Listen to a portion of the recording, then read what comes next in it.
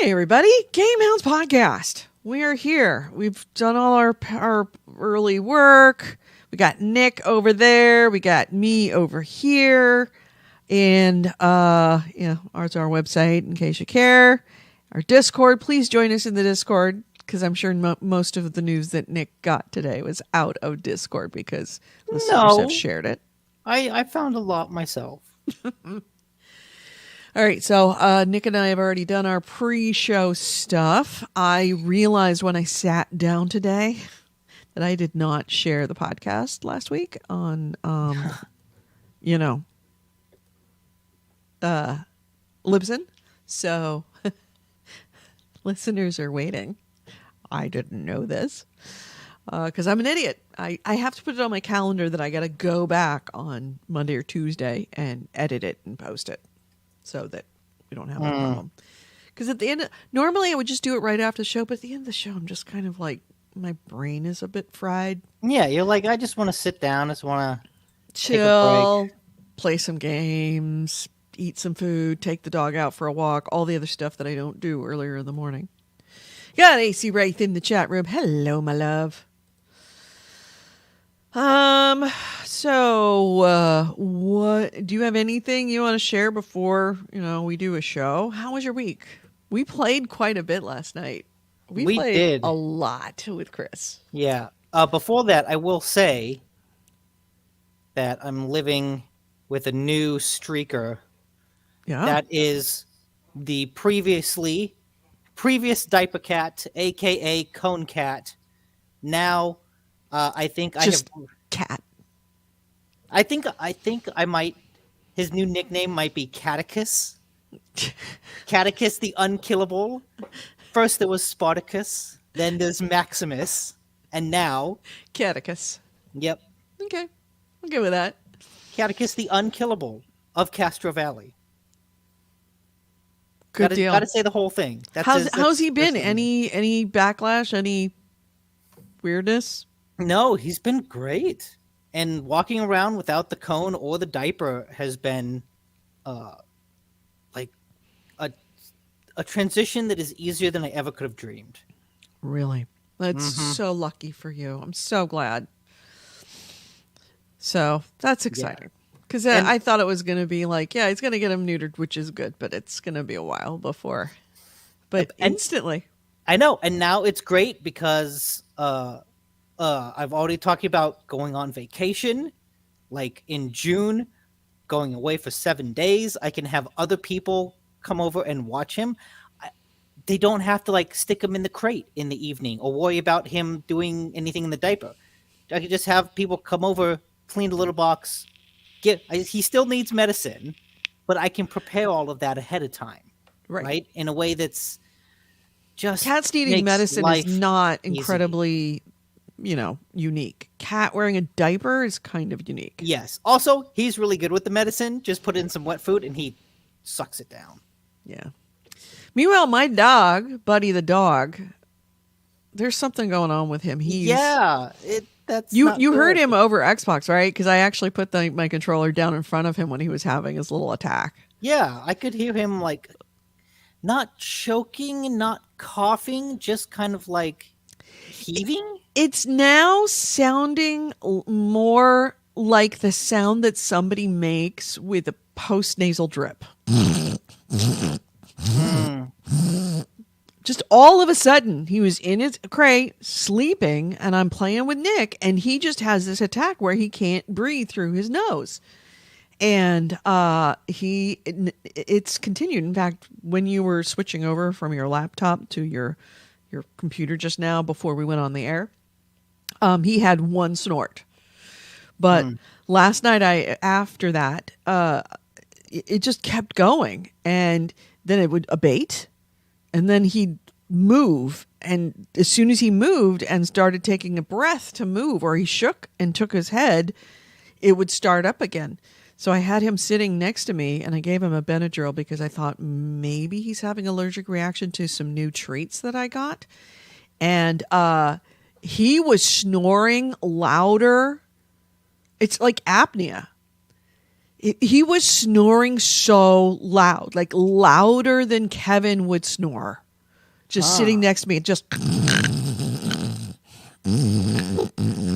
that loud. And then he'd wake himself up because he was apneic when he was sleeping.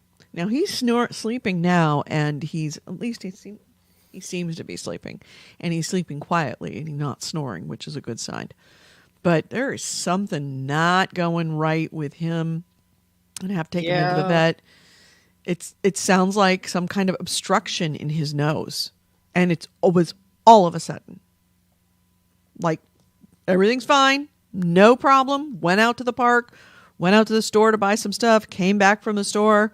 He went in his kennel to sleep because he likes to be there. We're playing, and he just has this attack where he can't breathe. I remember you were like, "Oh, buddy," and then kind of disappeared for 10 minutes. Mm-hmm.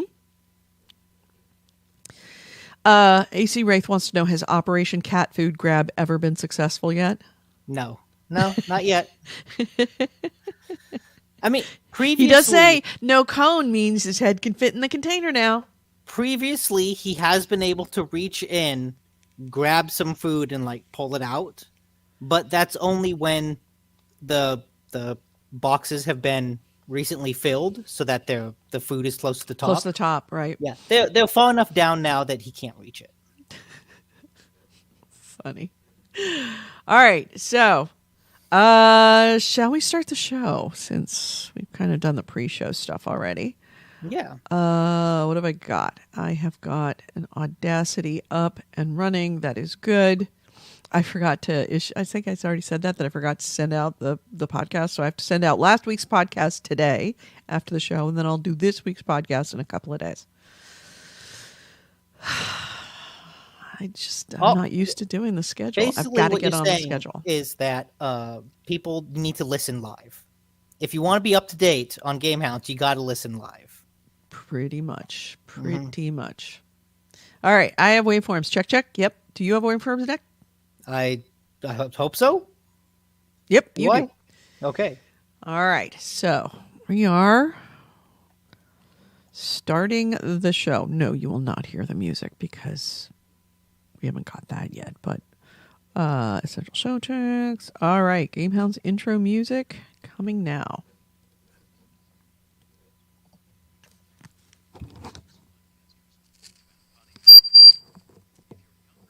Where's that?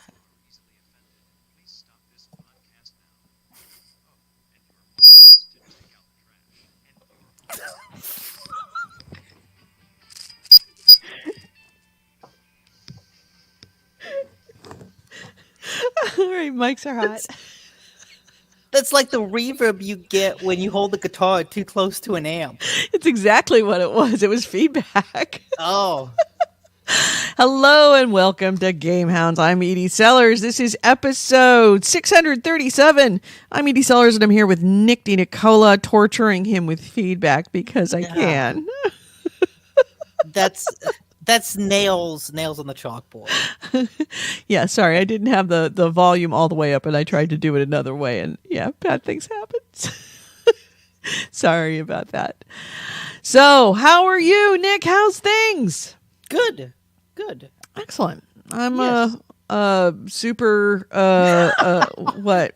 AC Wraith says the speakers were all part of your plan to deafen him. I am. I'm trying to make him deaf like me. You're playing the long con.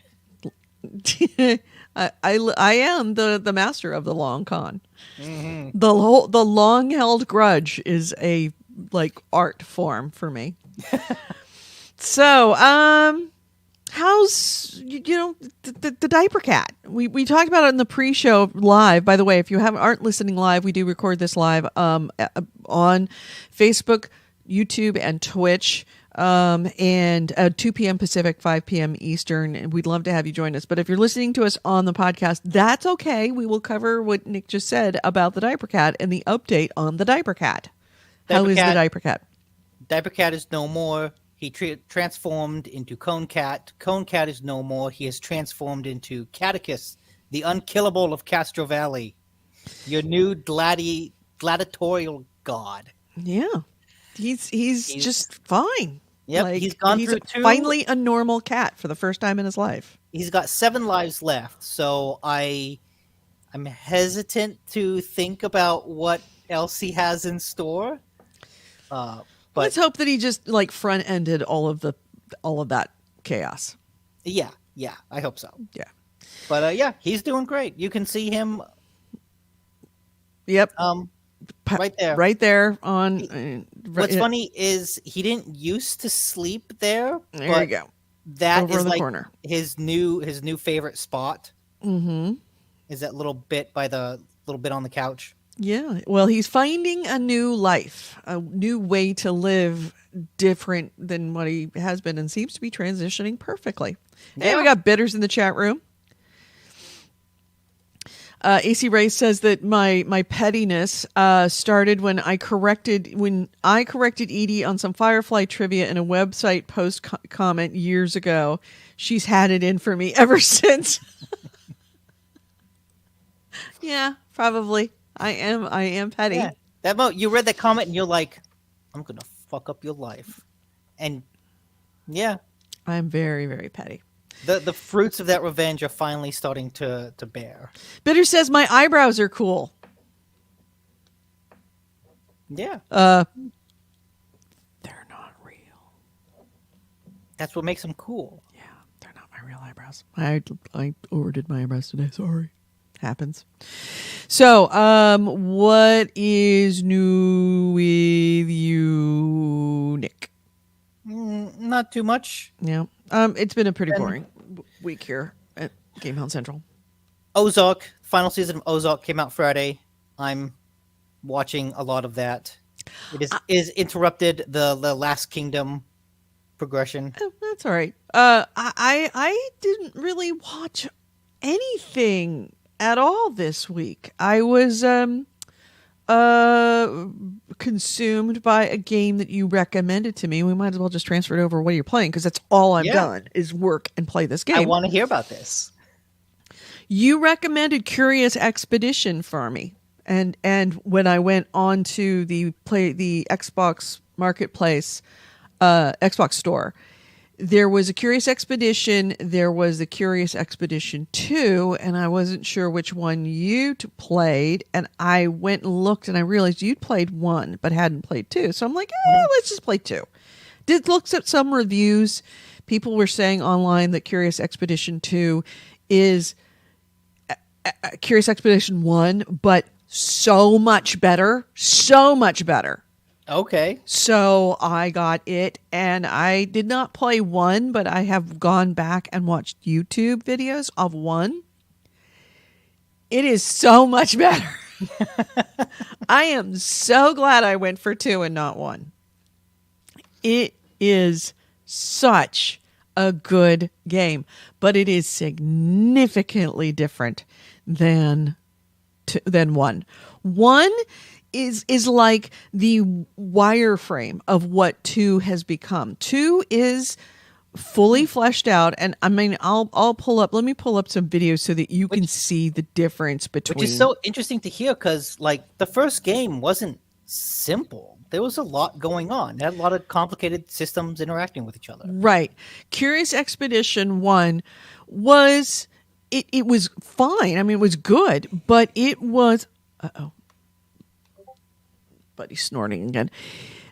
Much of it is the same, but it was very bare bones gameplay by comparison. It is you picked particular people to play on different expeditions. The graphics were this is, by the way, 1, not 2. Graphics are very rudimentary. The music was very 8-bit, 16-bit music. It was, it felt like an old Commodore game, but like a really, really good Commodore game. Or an old PC game. And that was the aesthetic they went for. There was no storyline. You played one of several explorers, and each expedition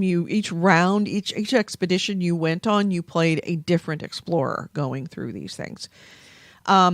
you didn't really create much relationships between your characters. You didn't create relationships between different tribes. All these tribes were just, like, hey, there's a tribe and you'll never see them again. So yeah, that's fine. 2 is a very different experience. 2, there is an actual storyline. You definitely develop relationships between your characters.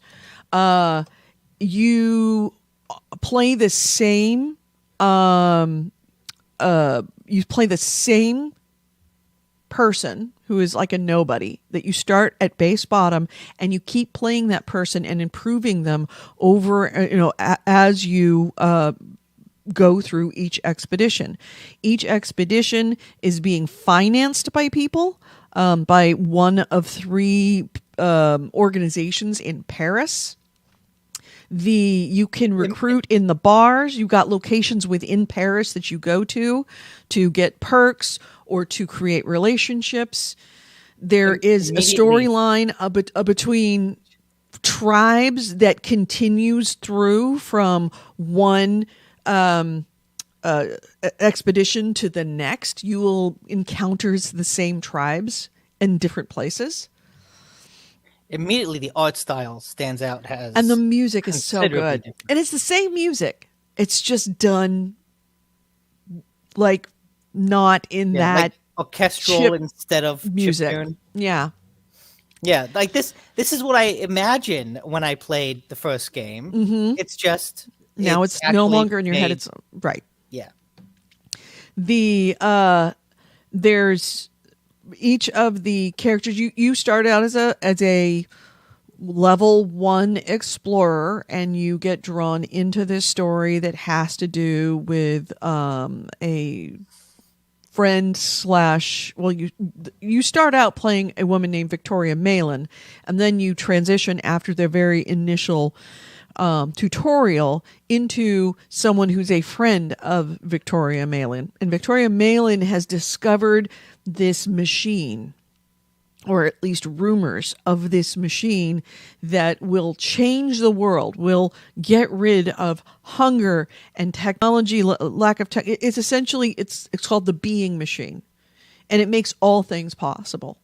You can get rid of war, essentially, because there will be no shortage of food or resources anywhere. You could just make it through this being machine.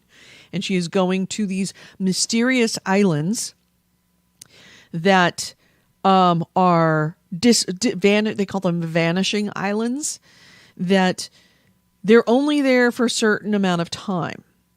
They are there and then they vanish, and they're there and they vanish, and they vanish gradually in this. And you can kind of see it in the upper left-hand corner right here, where I'll just go back a little bit. They are this purple fog that slowly moves in on the island. So you can't just sit on this island and collect resources and do stuff for an unlimited amount of time. As it progresses, those purple cloud banks come further and further in and start to occlude everything. And if you try to walk through them, you suffer massive sanity penalties. And sometimes it is a race against time, because they move at different a different pace. Sometimes if you don't do it right, your final destination that you have to do to get off the island, the success point of the expedition, gets covered by this cloud, and you can't find it again, and it will cause you to go insane if you do. Sorry about that. The dice challenges, you actually, I don't know if this is the same thing as before, but you actually roll dice in order to... That's the same, yeah. Okay, in order to do... And you can stack the dice on top of each other. So if you have a green die that has a very powerful attack, you can back it up with 1 or 2 or sometimes 3 other green die in order to make it a super attack. But you only have a limited amount of die. There's lots of wearable items that will give you perks. All of the members of your camp, the expedition that are with you, give you perks of different kinds and power. Each of the people on that you need to recruit, like the people that you're traveling with, your expedition mates, they could die, and then you can recruit from the tribes that you're visiting if you have enough reputation with them. But ultimately, the currency, there's two different kinds of currency in this. Well, there's three, really. There's gold that you use to buy supplies before you leave. But once you're on the island, it doesn't matter. Once you're on the island, in order to travel, you need sanity. And sanity is earned by eating things and by resting, and is reduced by traveling. And it is so much fun. Now, I'm through my second playthrough, and my second playthrough, the story hasn't significantly changed, but I'm going for a higher score, doing a better job. Yeah, I mean, the first one was... The third currency is fame. Fame is when you come back from the expedition back to Paris, and all of your equipment is turned in, and all of your treasures are turned in, and treasures will have a level of fame that will get you more what they call expo cards. Expo cards you can use in Paris to actually buy equipment or to buy perks or even to recruit people from the 3 different associations that are financing your exploration. Yeah, in the first game, the fame, I think, was the main thing that you were going for, because it was a race to be like the best explorer. The most famous, right. Yeah. And so it makes sense that, the story in this one wouldn't change from run to run, because I think it's still at its core that kind of roguelike adventure where the story's not going to change. It's just your path, the islands you see, how well you do can change each time. Like, I still remember my final expedition in the one that I played.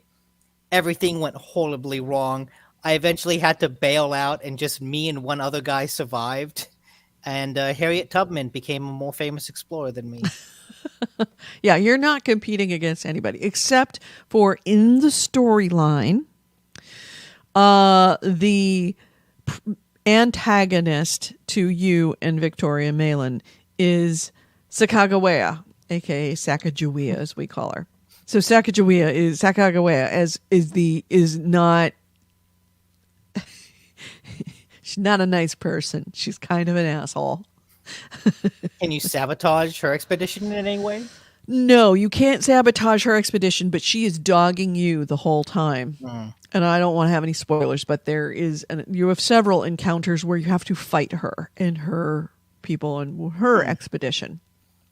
Interesting. It does sound like it's more story-driven than the first one. It is way story-driven, absolutely story-driven. In fact, you can pick, each time you go out on an expedition, you can choose easy, medium, hard of those expeditions. And of course, hard ones give you more fame and more expo cards when you're done, and more money at the end of them that you can use later to buy stuff within Paris and also to buy equipment for your next expedition. But mostly it's the expo tickets that you get from it. What was I saying? What was I talking about? Oh, story-driven. Yeah, story-driven. This one's more story-driven. Oh, God, I forgot my train of thought. What did I say? I hate when my train of thought gets derailed. Story-driven? I forget. I don't know. You asked me to remember what happened seconds ago, and... We're both terrible. But yeah, it's heavily, heavily, heavily story driven. And it was about the story, very story driven. That's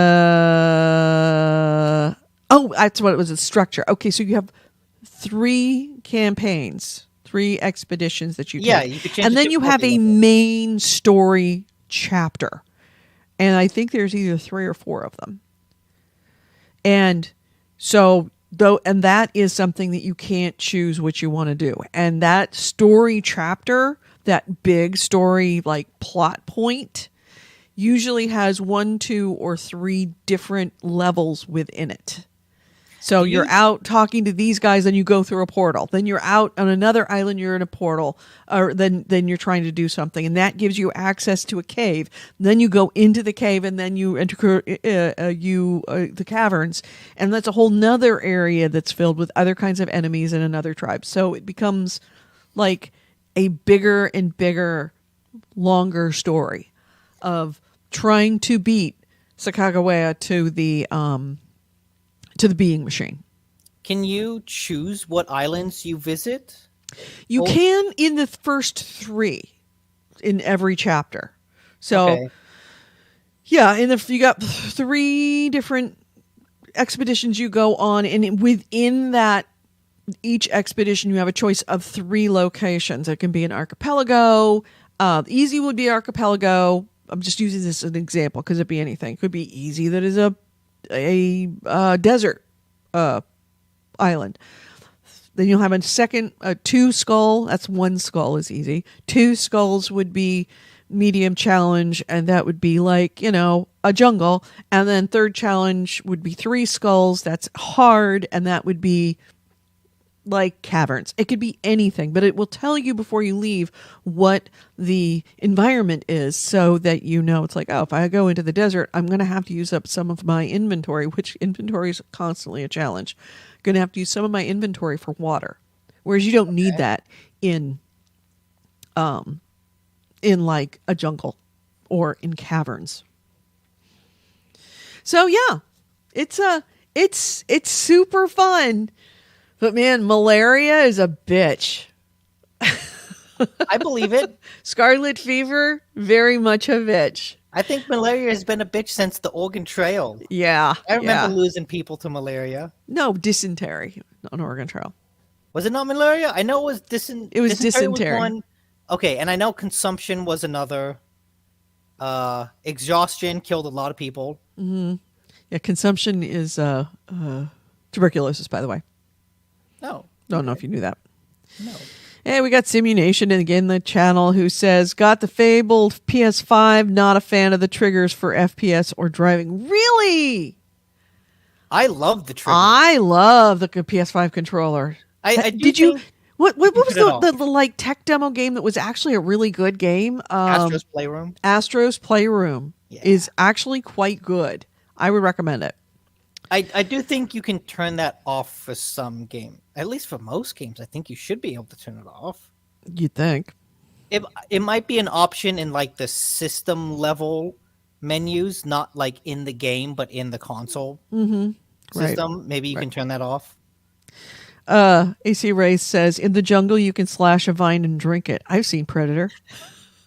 You cannot slash vines and drink. But Predator, you are at a certain point, somebody gives you a truffle hog that sits in your inventory, and every so many days you can release the truffle hog, and he will find you a cactus flower. No. That will keep you hydrated. If you get into an emergency in a bad situation, can you eat the truffle hog? You cannot eat the truffle hog. Oh. You can't eat any of your pack animals or your other people on your quest. Sorry. Something I don't know is true. Oh, wait, the old game is people that when you don't have loyalty from them, when their loyalty falls to 0, they will get angry and storm off and steal a bunch of your shit on the way out the door. I don't know if that happened. I think I had someone like go crazy and just run away. That happens too. I did have to. I was low on supplies, and so I just dismissed someone. I said, "Hey, I've got the supplies. I can't feed 3 people. You need to go." And just dismissed him. Yeah, you can dismiss them too. So in this one, if their loyalty falls to 0 and you keep going and you don't address it, they will get angry and storm off and steal some of your shit. What's really satisfying is that you could have spent all this time, all this effort, getting them up to a high level, and then they bug out and take stuff with you, and you're like, God damn it. And of course, that's leaving you with less people in a fight, so it makes you vulnerable to dying. Also, it reduces your inventory, and it also increases the amount of things in your inventory because, of course, they hand back to you. They'll steal all your expensive stuff, but they'll hand back to your gun and the armor that they were wearing. So it's like a double whammy when it comes to your inventory. And it is so freaking satisfying to have them occasionally come back while you're out on another you're in another island somewhere else, and they're like they either wander back into camp and they're like, I'm really sorry I left, I'm really sorry. They don't bring your shit back, but they're like, I'm really sorry, I changed my mind, I was really angry, but can you take me back please? And you can have a choice of keeping them or taking them. Also very satisfying is occasionally you will go into one of the villages of the tribes that you're visiting, and if you stay overnight, there's usually some event that happens overnight, whether it's like they invite you to dinner or somebody has a conversation with you. Some event happens before you actually sleep, and one of the events is you go in there and you look up and there is the person that screwed you over 2 islands ago being held captive by the villagers, and you have a choice of either saving them or not. No. And if you don't save them and you stay overnight, one more night in that same thing, you'll be invited to a feast where they're serving something that you say smells like pork, but is probably not.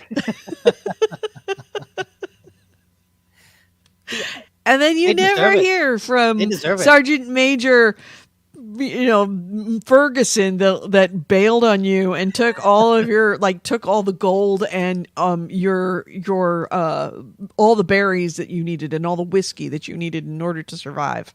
Fucking Ferguson. Yeah. So anyway. Does it still get wacky? Oh, here can you still adopt dinosaurs as a pet? Let me show you they see this purple stuff. That is the stuff that as you play, it moves in closer every single time you make an action, and it starts to close in, and once it closes in, you really can't pass it. I mean, you can go through it, but you will have an insanity event in the middle of it, or you will get lost and then transported somewhere else. Can it cover your boat? How do you It covers retreat? your boat. How do you get out? Exactly. Well, you don't end the campaign by going back to your boat. You usually, the campaign ends when you achieve your goal of being there. Oh, okay. You just get to when you find the lost pyramid, or you do the take the measurements for surveying that they've asked you to do. That is the point of being there. When you go into villages, you can ask the tribal leader for a quest, and they can give you a quest. So there's always little stuff to do, but it's also it's bait to make you want to stay there a little bit longer. And you probably shouldn't stay there any longer than you should, because that can bite you in the ass. If you don't know, if you're not paying attention to time moves very quickly, and that purple fog moves way faster than you think it should. Sometimes it's a race against the fog to get to I've had that literally happen where I'm running toward the final location, running towards it, and I get there just as the fog envelops it. AC Ray says victory is a no-return suicide mission. Yes. Victory is a no-return suicide mission. Well, no, you return. You just return not by going back to the boat. You return by achieving your goal. Magic. Yeah, it's a gacha style of exploration. Yes. Gattaca? I still need is it Gattaca? Oh, yeah, Gattaca. Still need to see Gattaca. You haven't seen Gattaca? No. So, yeah. So yeah, does it still get wacky? Can you still adopt dinosaurs and encounter like monsters and giant spiders and things like that? You also you encounter a lot of like real life things, panthers, Oh yeah, hyenas, zombie pygmies. I know beast shamans. No zombie pygmies. Did not Oh, cover okay.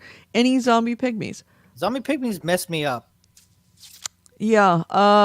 Let's see what else. Alligators. A lot of dinosaurs in the end game. Okay, cool. Beast shaman, who are shaman with hyenas that will fuck you up. Okay, good. Because that's what I liked about the first game is that normally I don't enjoy roguelikes because I find the repetition really frustrating, but in this game, because it was so lighthearted, it felt like it didn't take itself seriously. It didn't matter when things went wrong, and so even when an expedition went sideways and I couldn't successfully complete it, it felt fun. The things that happened felt fun, not frustrating. And if you complete it, there's a director's cut. You can play the director's cut version. What is that? I'm assuming it's got director's commentary while you're playing the game. Huh. I have not done it yet. That'd be cool to see. Yeah. I did end up picking it up because it was on sale on Switch. So how much was it on Switch? It's like $13. Yeah, I think it was $20 on. Yeah, it wasn't a huge sale. Yeah, but yeah. It's. I was up. I mean, I played with you all day, with the exception of 1 hour, pretty much. Until what? Let's see. It was 10. Yeah, 10. 11? Yeah, it was 11 because. No, it was 10, 11, 12, 1. Yeah, it was because it was 1 a.m. for Chris on the East Coast. So we played until 10. I logged into that and played again until 4 o'clock in the morning. Oh, jeez. Yeah, it's a time eater. One more turn. Right, just one more turn. Just as soon as I finish this, then I'll go. So, highly recommend Curious Expedition. Oops, sorry. Yeah, highly recommend Curious Expedition. Oh, there's Victoria Malin right there. Yeah, altars and things that happen and purple fogs and yeah. Cool. So good. So good. Go get it. I think, especially if you like If you like point and click adventures, if you like, I mean, somebody characterized this as a roguelike, but having roguelike parts of it, and I guess it is. You go out and like it's that kind of that cycle. Permadeath is a thing. Mm-hmm. When you die, when your explorer dies, you as a player go back to Paris and start as another explorer, but you're midway through the storyline, which is. Okay, so challenging. That's interesting. You do not want to die. So I wonder if this one is just less roguelike than the first one? Because the first one very much felt like if your explorer dies, hey, that's it. Like you're dead. Well, because there was no story in that one. In this one, it's your character dies, but not your character. Your character dies. And then but the game continues. The game continues, the story continues, but you start with a whole other explorer with no sidekicks, no team. You have to, and you can only recruit just a few people in Paris. So you have to go with an incomplete team, level 1, having no equipment. Well, no equipment. You lose everything. And then if you're like halfway, 3/4 of the way through the campaign, it's really hard to lose everything, including your levels.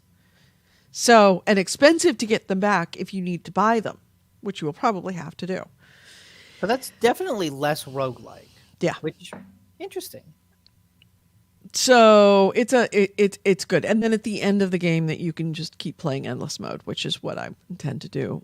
I think I'm going to do it with this one. I think I'm only going to play the because I wanted to see if the story would be different by playing through a second time slightly differently, and it's exactly the same story. So I'll just keep going the way I have been and do what I'm going to do, and then just when I get to the end, I'm just going to keep playing with whichever character I think was the best one.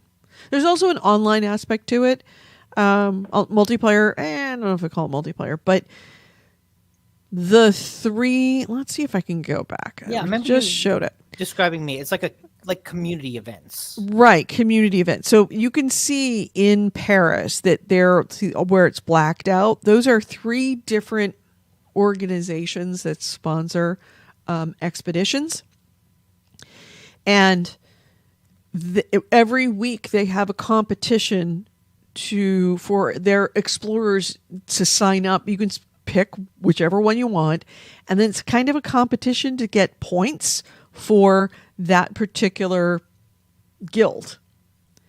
And based on your online play, and each guild is different requirements. Like when I was playing for the East Asian, I forget the name of it, of the actual organization.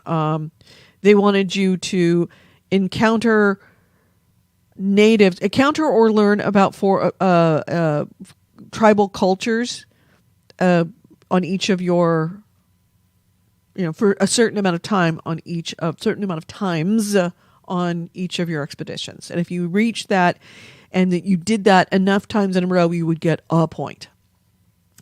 With the one that I'm playing with, which is the tech ones, I think they're called the Lux Collective. They want you to encounter undead people. So there undead are pirates. Well, undead pirates. That's what it is. Undead pirates. They want you to not undead, but ghosts. They want you to encounter ghosts. So every time you meet a pirate, undead pirate, every time that you fight an undead pirate, it counts. And if you do it a certain amount of times, you get a point. And at the end of the week, they add up all the people, I guess, playing the game and that have made the amount of points, and whichever guild has the most amount of points, everybody that played for that guild in that week's competition gets a hat. I think it's a hat. I mean, we came in third place the last time, and I got a hat, third of three. So now I'm playing for one that we're in first place. So we'll see how on I think it's Tuesday, we'll find out what you actually get for winning. Yeah, AC Wright said that it seems like this is a part of a different genre. So it's not really roguelike. It's more of a long-form campaign. Yeah. And yeah, I'm interested to check it out now to see which one I might like more. Yeah. And he says this feels like a different genre rather than a filled out version of the original. I would say that it's an evolution of the original. It has evolved into something else and yet still keeps the DNA from the original game. So I highly recommend. Totally entertaining. Can't wait to go. Will you shut me up so I can get done with this podcast so I can go back to playing it? Okay, please? okay. Well, speaking of games that we just can't shut up about, you know what I played over the week? I played some more Elden Ring. All right, I'll give you wide berth because I just spent a lot of time talking about Curious I Expedition. also played a lot of another game. That's important because I think they're actually kind of related. Okay. So one of the things I realized this week playing Elden Ring / watching lore videos about Elden Ring is that the more lore videos I watch, the more I can really see George R.R. Martin's influence in the game. Really? A lot of the world building feels like it's from him. There's some sci-fi elements to it. There's like a part where you travel back in time to fight a boss.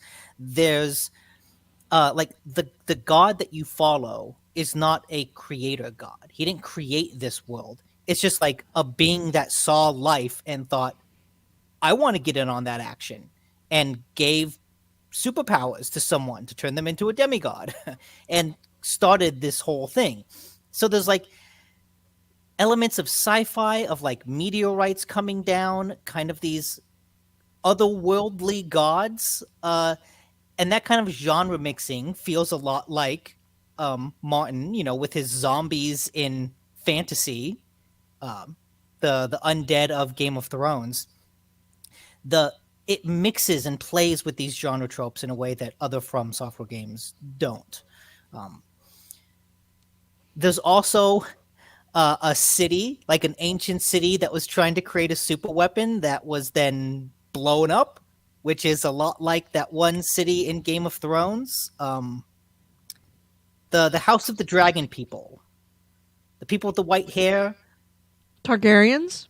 Yes, House Targaryen. Their home city or something got blown up in a big mysterious explosion. I don't remember that part. It was part of the backstory of Game of Thrones, I remember. It has been a while. I really should reread that. But then, like, as I get into the family tree, and I realize, like, oh, the big god being gave superpowers to this woman. She married one guy, they had kids. She married another guy, they had kids. Second guy already had kids from a previous marriage. And all those stepchildren are like the main bosses of the game, the story bosses. And as you start to learn, what did this family think of the other family? How did they get along? You kind of get that sense of familial politicking that made Game of Thrones so much fun. And seeing things like that, I've watched lore videos of like all the other From Software games. I feel like when they write the story, they know that generally things are going to be vague, so they kind of leave a lot unexplained. They leave a lot of holes in their world building. Martin, it feels like, created something. Elden Ring feels way more fleshed out than any game From Software has made by far. The closest might be Bloodborne. I think that was a pretty well crafted world, but this game, it's fucking mind blowing just how detailed some of the backstory of things are. And I think that's because Martin is like, hey, I'm just going to create a world. And he created like a whole history of these underground cities and how they rebelled against the creator god by creating super weapons. And I'm going there going, yeah, I don't know. It's an underground city. What the fuck happened here? Who knows? Whatever. I'm going to go kill this boss. I'm really surprised that, and I wish I'd gone into it, but there's, I guess, in the game that trolls are luring people into getting banned from the game using forbidden underwear. Oh, yes. I've heard about that. Yeah. Yeah. So what's the story on that? There's this item underwear that like was left in the game, but is not actually in the game. So this is mainly happening on PC where people can hack the game. They found this leftover item that's the underwear of this woman who's in like your base of operations, basically. Because you're not supposed to have that item, because it's not technically in the game, these people will hack the game to get the item, invade other players' worlds, drop that item on the ground, so that the other player goes over, picks it up, is like, what is this? And then gets banned for having the forbidden item. That's funny. Yeah. That's kind of fucked up, but it's still funny. Anyway. It is. But yes. I'll teach you, don't pick up underwear. Just don't pick up underwear. Hey, you don't know. It's something Smalls. It's the name of the item is Deathbed Smalls. Deathbed Smalls. That's what it is. You don't know it's underwear though. All the items are just like a sparkly thing, and you go over and pick it up, and it's like, oh hey, I just got a thong. What is this? Anyway, but yeah, so the more I get into it, the more I see Martin's influence, and I feel like the game is better for it because now From Software, when they hint at things and they make vague references to events in the past, they actually have like a solid thing to make reference to, which is not something I think they usually had in the Souls games, Mm-hmm. because they just didn't come up with as detailed of a backstory as Martin did. And that also makes me think, man, it's a real shame there isn't a codex or an encyclopedia, because Martin put in a lot of fucking work into this world, Yeah. and I think a lot of it's going unrecognized. Yeah. I'm surprised that as I learn more of the history, I can actually feel his influence in it. It kind of makes me want to play it, I but no. going back to what I said last week, I think this game would be better if it had some way to help players themselves connect to the dots instead of relying and outsourcing all of that connecting to YouTubers. And that's important because that is exactly what Tunic does. Tunic it's on Game Pass. It's a mix between Legend of Zelda, Dark Souls, and Fez. It's an action adventure game that's kind of played from a top-down isometric view, a lot like the old school Zelda games. Running around a mysterious land with a sword and shield, killing monsters like you do in Legend of Zelda. You'll come across these fox shrines, and when you stop at a shrine, you get all of your health back, you get all of your supplies back, but all of the enemies respawn. Very, very Souls-like. Also very Souls-like, you wake up on a beach with nothing. No instruction, no tutorial, not even like, hey, here's what these buttons do. Just like no instruction at all. But one of the first things you find is a page of the instruction booklet for Tunic. But this instruction booklet is like written in a different language. And you can see it in the video when it says East Forest and then a bunch of runes underneath it. Those runes are like the main language of this world. And when you find these the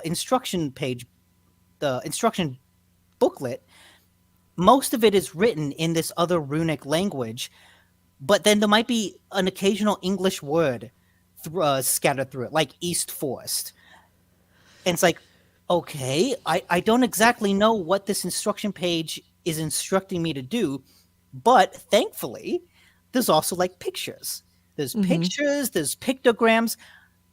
Mysteriously enough, there's also little handwritten notes in the margins, like pointing at something with a line circling something else, like, circle, connect thing to thing. And it's like, what the fuck?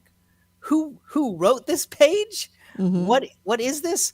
But that instruction booklet is so awesome because that is, if Elden Ring is like a connect the dots book, Elden Ring doesn't give you the book. It gives it to other people and says, hey, connect the dots for the average player. And then those YouTubers connect the dots and then show you what the finished picture is. Elden Ring Tunic gives you the book. The instruction booklet pages all like the page that helps me connect the dots, because I look at one of the pages is like, beginning your adventure, ring the bells. Like there's a west bell and an east bell. It's like, I don't know how to do that, but then it gives you location names like East Forest, West Garden, Old House. And then I'll find another page that's a map of the overworld, and I can see those things on there. So even though I don't exactly know what I'm doing, I know, well, I want to ring this bell. I have a list of locations, and I can see where those locations are on the map, so I'm just going to go there. I'm going to go there, explore, see what happens. And just kind of through that personal interpretation of the notes that you find in the instruction booklet, you're able to progress through the game. And what's cool is, and this is where it gets very Fez-like, there's so much hidden in the game that is kind of available to you from the start, but you just don't realize it because you wouldn't think to do it. From the beginning, it doesn't tell you how to run. And so you might walk everywhere and assume, well, you just don't run. then you find a booklet page that tells you how to run. But it doesn't really tell you how to run. All it does is give you picture of you standing still, picture of a button, picture of you dashing. And you realize, oh, this is what I need to do. And there are other actions you can take in the world that if you just hold the button down, you'll do something that you like, what the fuck? What am I doing? How is this happening? Oh, and this is in the video, he's gonna pick up an instruction booklet page. And it's so much fun. It actually captures that feeling of like looking through the instruction book of an old game, because I'll find a map for a different location or a map that I have not been to. Like, oh, here's the frog's domain? What the fuck is this? But I know, okay, this is probably someplace I'm going to go, and I kind of keep thinking about it. So then every single time I get into a cave, I look back at that map and think, okay, does this map look like what I'm seeing in the world? And it just creates a very fun back and forth where I don't know what's going on, but I also know how to figure it out. I have enough breadcrumbs that I'm not just completely lost. And this applies not just to the story, but like mechanics. Things like, how do you equip items? How does upgrading work? How does health work? Like refilling your health, health potions, all these things. You don't know any of it at first, but as you find pages and you slowly kind of begin to unpack, what is this game trying to teach me? It really encourages you to look at the booklet, but then actually consider what it means. Like, not just look at the book and go, oh, this is another language, I don't know what it's trying to say. Look at the pictures, look at how things are grouped. You know, is this a list? Is this a bullet point of unrelated items? Or is this a step-by-step instruction telling me where to go? Mm-hmm. So as you look at the booklet and you really interpret it, that adds a really fun puzzle element to the game where I'm puzzling out the mechanics of the game in a way that make it feel like a puzzle game. But then it's also a really good exploration, action adventure game on top of all of that. So I remember the demo came out sometime last year. And when I played that demo, it was just the Zelda has Dark Souls game. And I enjoyed it then. I thought it was really fun. It's a very good feeling action adventure game. Just the act of moving around the world, of swinging the sword. It feels good. Having this puzzle element on top of all that just kind of elevates it into something completely different. Yeah. It's the kind of game that what you see here in the very beginning, if you look at a late game and you look at what the character's doing, you'll think, I never expected to see any of this in the game. Sorry, I'm like fast forwarding way in. But like that right there, the giant skeleton that you saw. Mm-hmm. One of the cool things about that is you find that in a building. You enter like a windmill, you keep going, and you're like, well, wait a minute. Why is it so dark in here? I don't know. And then you keep going and you see this giant skeleton emerge. My first instinct, I just ran the other direction. Because I'm like, I don't want to fight this boss. This is scary. I don't know what this is. Then eventually I decided, okay, you know what? I'm going to fight this boss. I went up to it. I'm like, I'm ready. And then a bunch of items appeared and I realized, it wasn't a boss. Oh, he's a shopkeep. And there's a lot of moments like that in the game where you're like, I'm ready for X, and then it throws Y. And you're like, oh, this is cool. All right. So the Souls game for somebody who likes cute characters, I guess. Cute Souls. Yeah. So what platform did you get it on? Xbox. It's on Game Pass. Oh, okay. So even better. It's free. Yeah. So. Highly recommend. Do you anyone- die a lot, like with Souls? Not Souls, but Elden Ring? I die a lot, not as much as Elden Ring, but like it is a challenging game, especially because since so much of it is open, you can wander areas and just kind of get your ass handed to you because you don't have the proper equipment. If you find yourself getting someplace where you need a shield to defend yourself and you haven't found the shield, you're just going to get, wrecked. Right. But yeah. Okay. Anything else we want to talk about before we move on to the news? No. All right. Then A good week in games. let's hit the news. This is the GameHounds news. The news, views, and commentary of the week in gaming with gamer Edie and Nick DiNicola. And what's so funny? I did just think one thing I will say Yeah. about Elden Ring is like, I've put about 90 hours into that game, and every single time I play, I realize, oh shit, there's still so much more. Yeah, AC Ray says, I'm over 75 hours in and still have only 2 shards of the Elden Ring. When did you get him this game? I was just doing that math in my own head. I got it to him 2 weeks ago. 75 hours in 2 weeks. I'm 90 hours and I've been playing this for like 3 months. We need to talk, AC Wraith. We need to have an intervention. But yeah, that game. Oh, How many shards do you have? 3. Oh, I still. don't know how many there are. But I love it. It's a great game. I really enjoy the time I spend with it. Every time I open the map and I realize, oh shit, there's more. Part of me is like, I don't know if I'll ever finish this. Like, it's Almost intimidating. it's mind-blowingly intimidating.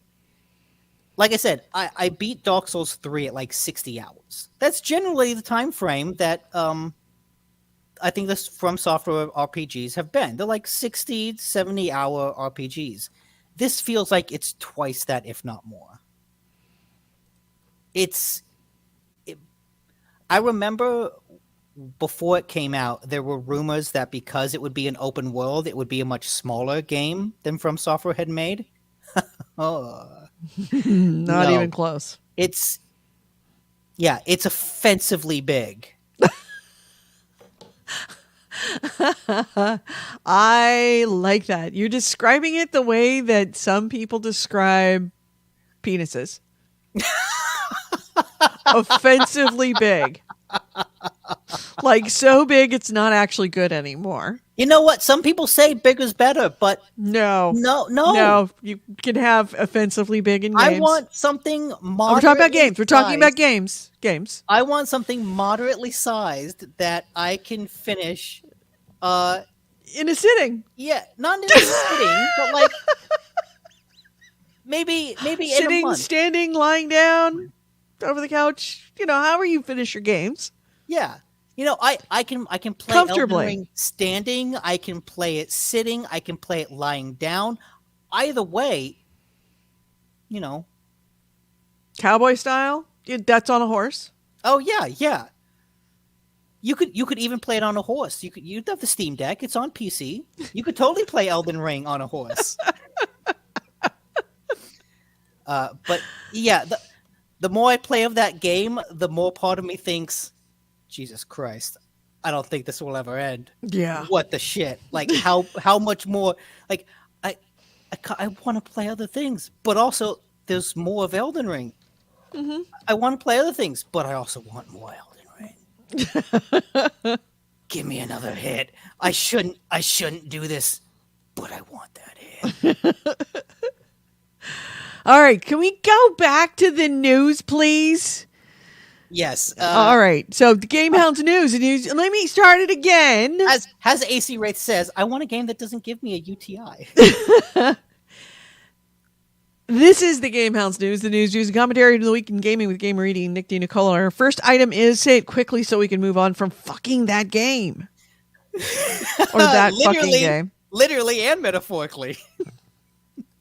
Some stuff from Ubisoft leaked. This is kind of what most interested me, and I'm really upset because I didn't get to see this video. But apparently 6 minutes of Skull and Bones leaked. And it was kind of this instructional video for alpha testers that kind of says, hey, this is how you play the game. I didn't get to see it, and it obviously got taken down rather quickly. But Polygon went through what is apparently like an infamy system, where as you do pirate stuff, your infamy goes up, which allows you to take on, more risky jobs with better rewards. There's a whole crafting system. This is not it. Oh God, I was like, where the fuck did you find that? No. This is the Skull and Bones 2018 Hunting Grounds. Okay. Demo. But yeah, apparently the crafting will be a whole thing. Resource management is really important, where you need to keep your ship stocked. You need to keep your sailors fed. If you don't, they might actually mutiny and kill you. And if you do that, obviously your rank goes down. They say it's multiplayer focused, but there will also be a single player component to it. Good, because the multiplayer is going to become toxic. It just is. All in all, I don't know. It sounds kind of interesting. I like the idea of building my own pirate ship. I still do. I'm a little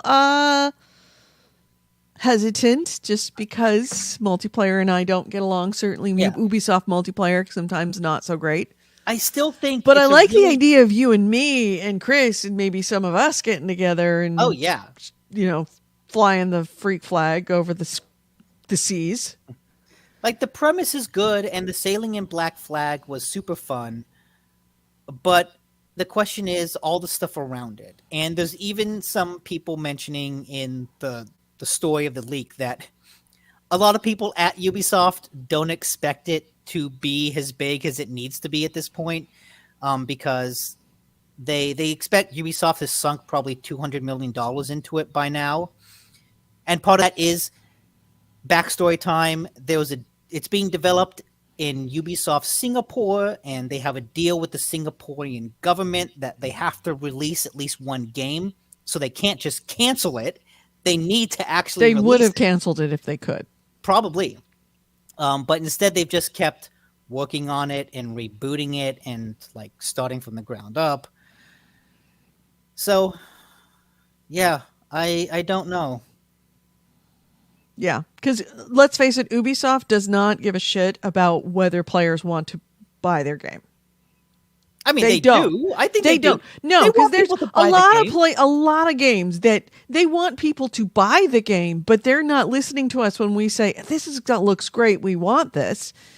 If Yves Guillemot and his crew of bros decide that you know what, we don't really like the idea of pirates. Let's do a racing game. Let's do an NFT game. They'll do that instead.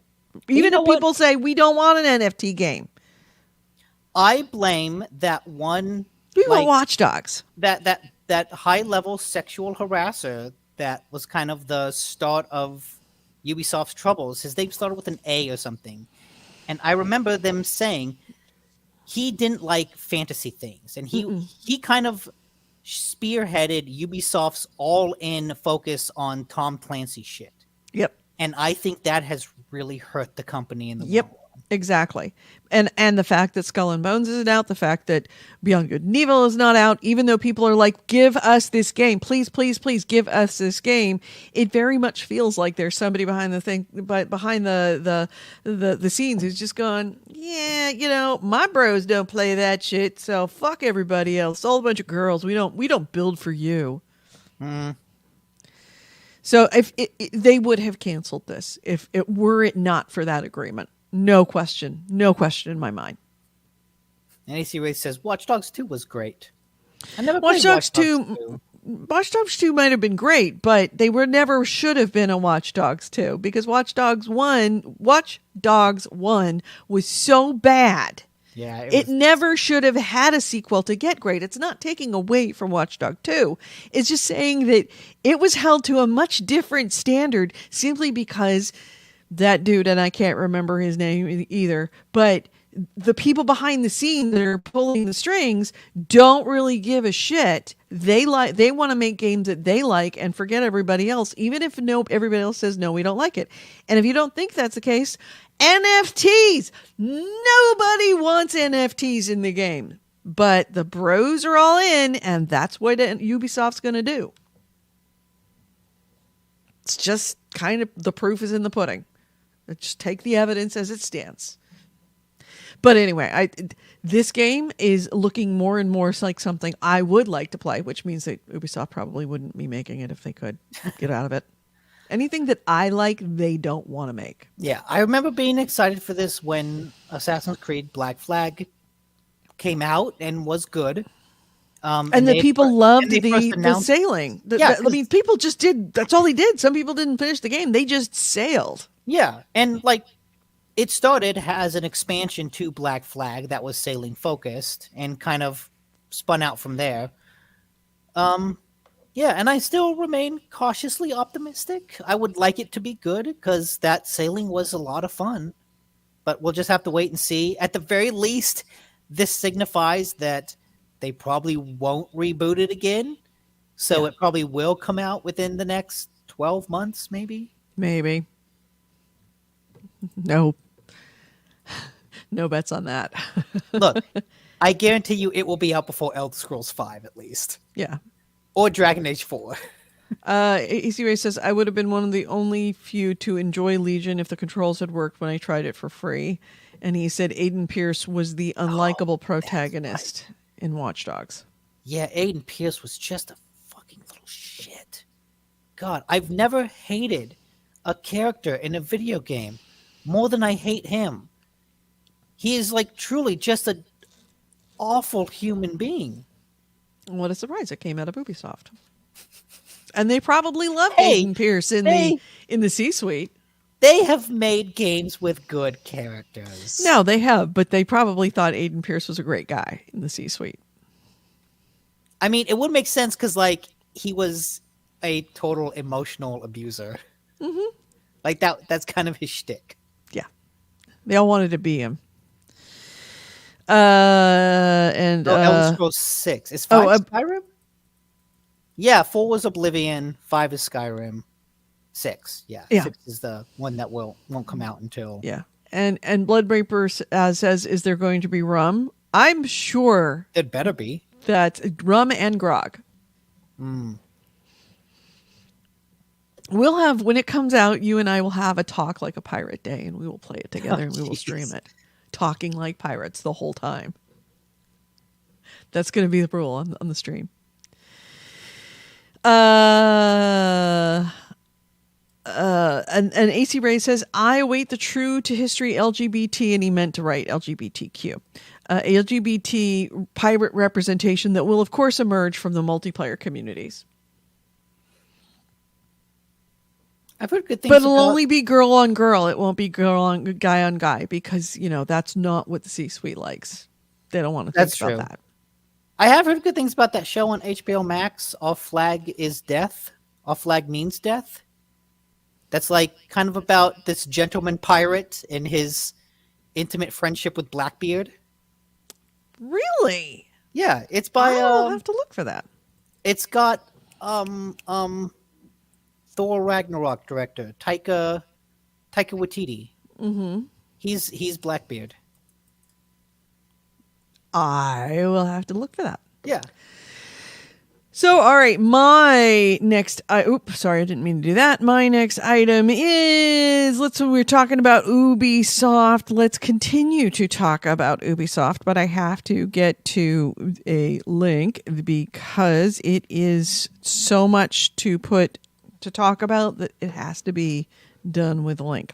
So, Ubisoft this week, if you wanted any more proof as to why NFTs are a bad fucking idea, Ubisoft this week has shut down online multiplayer services for 91 of their titles. And player statistics have also been disabled. For the games that used Ubisoft Connect services, units and challenges are also disabled. And that means that you're no longer going to be able to earn Ubisoft units for completing challenges in any of these games. Okay, but none of them used units. Units are the NFTs, right? Units aren't the NFTs. Units are, I think that those are the credits that you use in the Ubisoft Connect for gear and stuff. They're Uplay. Yeah, right. Okay. So, if here is all the games, and you can see we've got Assassin's Creed, we've got Calls of Juarez, we've got Ghost Recon 2, Hawks, just many Just Dances, pretty much. If you own an old Just Dance, it's disabled now. For a lot of these, I think a lot of these are past the end of their life. Yes. So it's not that, like, oh my God, wait, scroll back up. Scroll back the fuck up. Look at Prince of Persia, The Forgotten Sands. They disabled the online component for OnLive. Yeah. Why did they still have anything for OnLive? I'm not saying that these were bad decisions to be made. So yeah, I'm not criticizing them. None of these are new games, and some of them should have been disabled a long time ago. That case in point, OnLive subscriptions, and it's not the only OnLive subscription that the server got canceled. It is too bad. That to see being Rainbow Six said, Vegas is no longer on service because I have very fond memories of playing that with Chris in high school. Yeah. Yeah. They disabled the online service for Ruse and for Ruse Beta. So you can't play the beta version anymore. Right. So, a lot of the Splinter Cells, Watch Dogs Companion for Android and iOS is now gone. Sorry, Wow. AC Wraith. But yeah, it's none of these are necessarily bad decisions, but it is evidence of like, hey, NFTs, eventually all online servers go away. Eventually that, what was it, Breakpoint? Ghost Recon Breakpoint is the one that had the NFTs. Eventually that game went away. It went away just less than 6 months after they made the announcement. It went away. No, I think it's still, the servers for that are still up. Who was it? No, they've announced that are going down. I want to say, now I'm having to remember. Breakpoint's definitely still up. Breakpoint is up, but the NFTs servers are going away. No, not for Ubisoft. Point NFTs shut down. But yeah, any NFT associated with the game assumes that game will still exist. And if the service for that Ghost Recon Breakpoint support ends months after the NFT drops. Oh, that's what it was. Oh. Is that their support of the game is going away, which means that it's not getting updated. It's getting no more DLCs. It's not getting no more bug fixes. So that means that this game is on its way toward that list of that death list. It might not get there for another decade, but it'll get there. Well, maybe. But eventually it will be on a list just like this. And that's when that not only it's already devalued because it's no longer being updated, but eventually it's going to be worthless because it's not a real thing.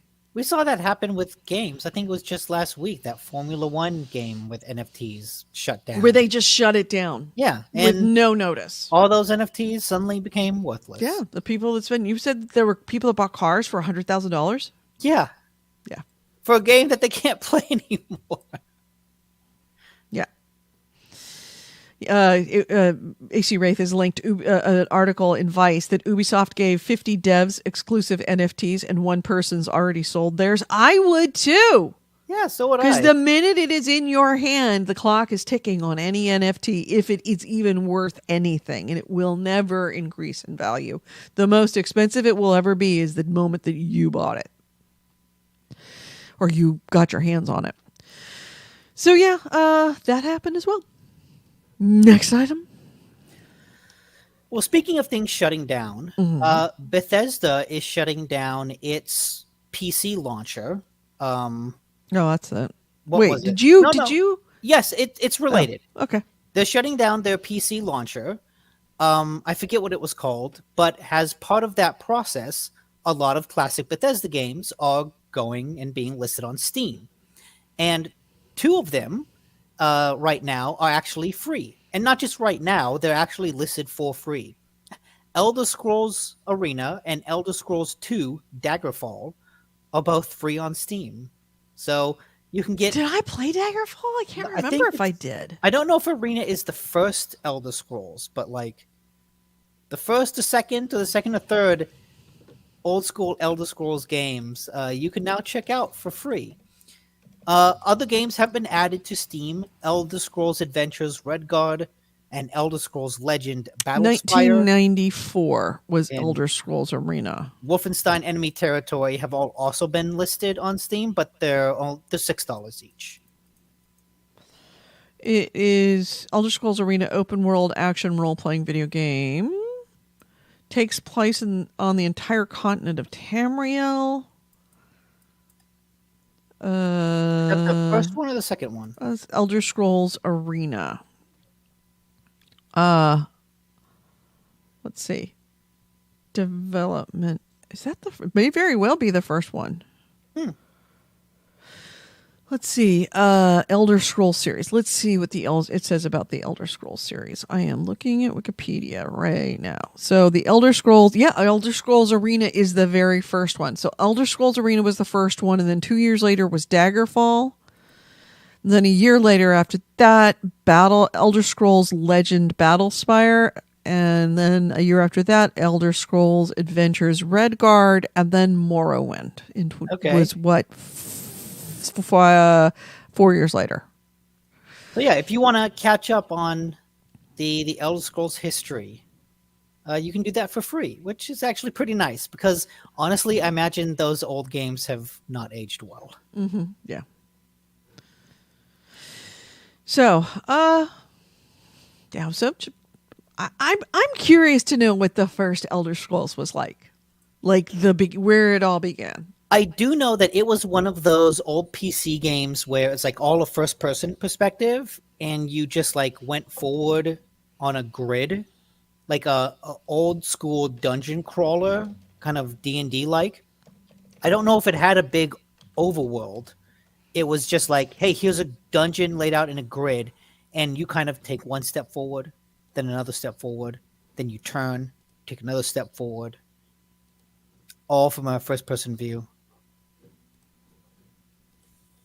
Oh God. Wow, look at this. So dated. That must have been so amazing at the time. Let's see.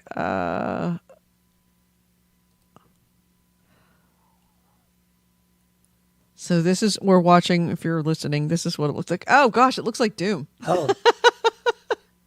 Yeah, it is like Doom. Oh, Original Doom. Actually, there's actually more freedom of movement than I imagined there would be. Yeah. So that's interesting. Yep, and you're still escaping from a jail. That's how it starts, escaping from jail, and there's stuff on the ground that you have to find, kits you up before you leave. Stephanie, when they're looking very, modern, that's the character that's being played. So let's see. Yeah, this does look. This is an old ass RPG. Yeah, very old ass RPG. Bitter says he used to play the crap out of that. Really? That's impressive. Let's see. Is it still moving? Is it still playing? It is. It's just not moving much. There we go. I can see this being just mind-blowing at the time. Funny enough, the combat still looks very similar. does. Slightly better resolution, but that's about it. Let's see if I can. It's still just go up to something and swing your sword at it like an idiot. Yep. So yeah, Bitters. I'm impressed. Really, what console did you play it on? It would have to be PC. I don't think Was it PC? Well, I guess 94. Yeah, this one. There were some consoles. There's Commodore. It was in 90. That's true. There were. This didn't come out for Commodore. Commodore was like 80s. Pac-Man. Yeah. Well, there were. Are you kidding? No way. I played Pirates on Commodore, and I love that fucking game, Sid Meier's Pirates. He played it on PC. But let's see. Well, let me look up. I don't know old games. They all exist in like a haze for me. It came out on MS-DOS and Microsoft Windows when that was a choice. Which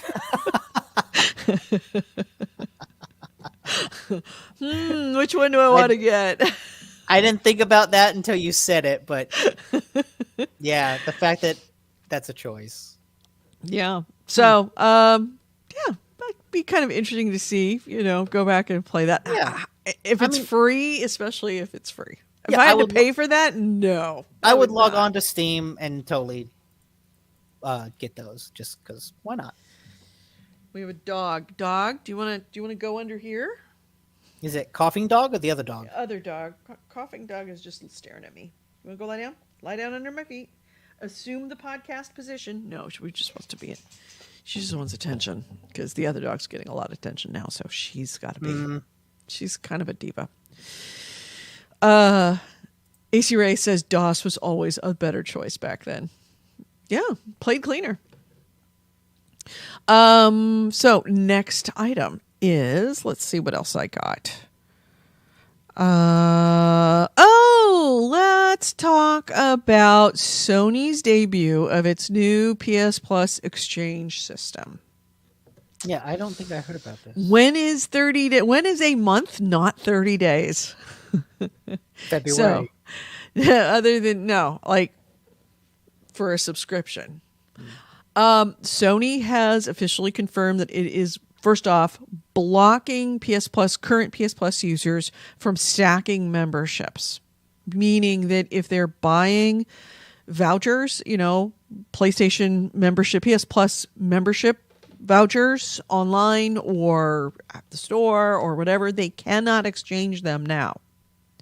And if you try and go online to extend your PlayStation subscription, like buy another year or two, it's blocking you from being able to purchase it because they don't want you to stack the PlayStation Plus as it currently is on top of its, because remember that's what you did when Microsoft switched over and you got Xbox Live and you stacked and stacked and stacked so that you could get the max amount of credit that you could on the Game Pass. Yeah, well, that's because they were specifically offering to transfer Xbox Live Gold subscriptions into Game Pass subscriptions for like $1, and the Gold subscriptions were just considerably cheaper. Right. And in this case, they're doing everything they can to prevent people from doing that. But in this case, like the default that I pay for PS Plus, the $60 a year, that's not going to change.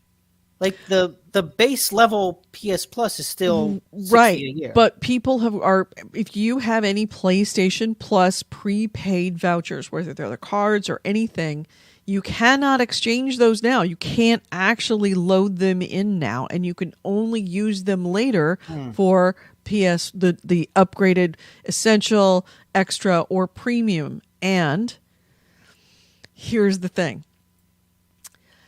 1 month of a prepaid PS Plus voucher will cover 1 month of the PS Plus Essential. But if you want to get the PS Plus Premium when it converts, it's only going to be 17 days. 1 month of a voucher will only get you 17 days of PS Plus Premium.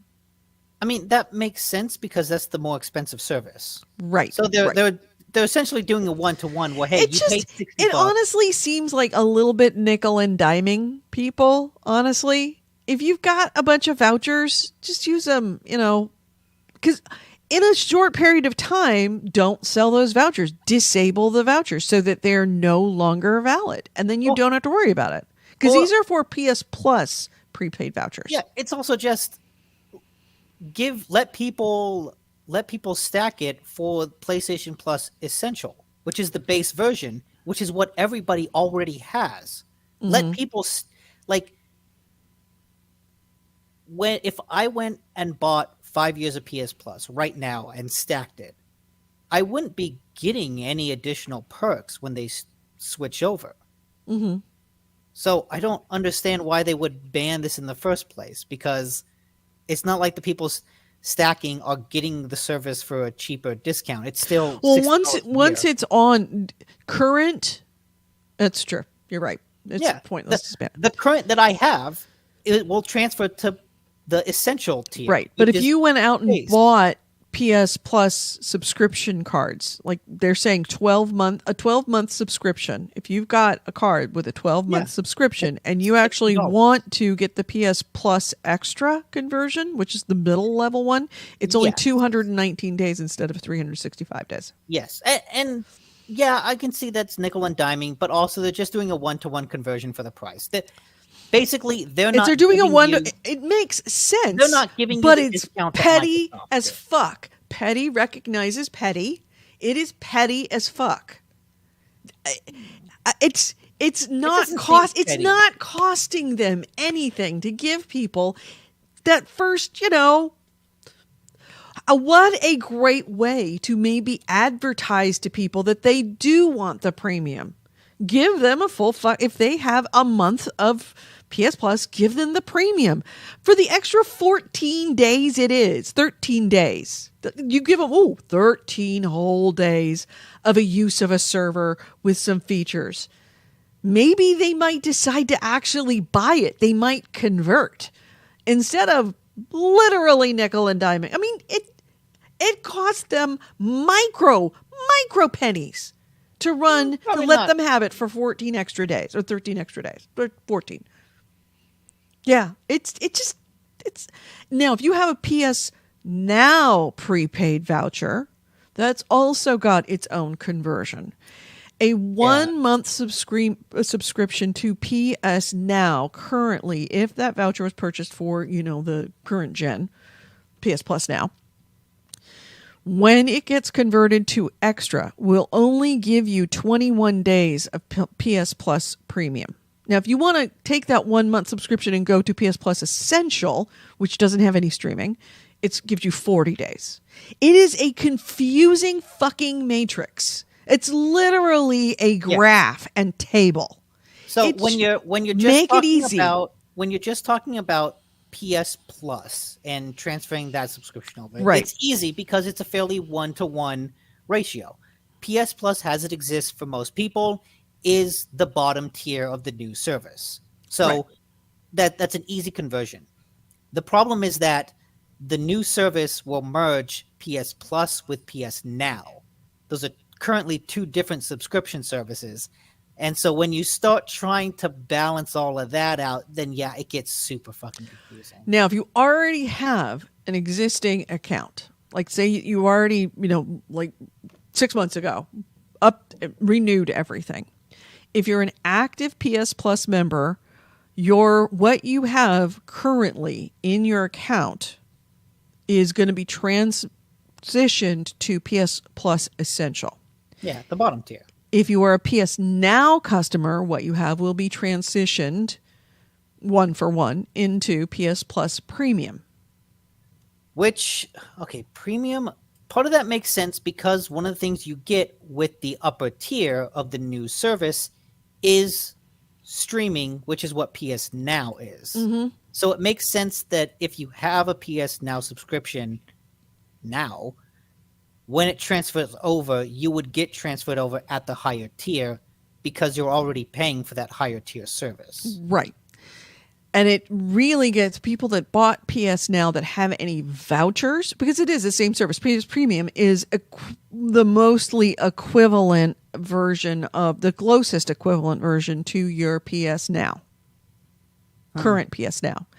However, if you bought a PS Now voucher, a 12-month subscription voucher, meaning unused and it's still sitting on paper and not actually in your PSPlus account or PlayStation account, only gets you 183 days of PS Premium, which is the closest equivalent. You get 365 days for PS Plus Essential, but only 183 days of PS Play Premium. And that makes sense because that's still probably a close one-to-one conversion price-wise. Price-wise, yes, but not service-wise. When you buy 365 days of an account with a streaming service, and then they go, oh, no, I'm sorry, you're only going to get 183 days of the streaming service, but you can have 365 days of something that was less expensive had I bought it. Essentially, you're getting the same thing as somebody who bought a PS Plus account instead of PS Now, that paid for PS Now. It's just, it's a very clunky way to do it for absolutely no reason, for a once-in-a-lifetime experience. It's not like people are going to take advantage of this for years. Lifetime. It's that you're going to convert from one system to another. It's only going to happen this once. Yeah, wait till they introduce some other bullshit service. Right, and then they'll figure out some other service. But at least for this one time, it's not like this can be an ongoing deal that people will take advantage of it. It's the start.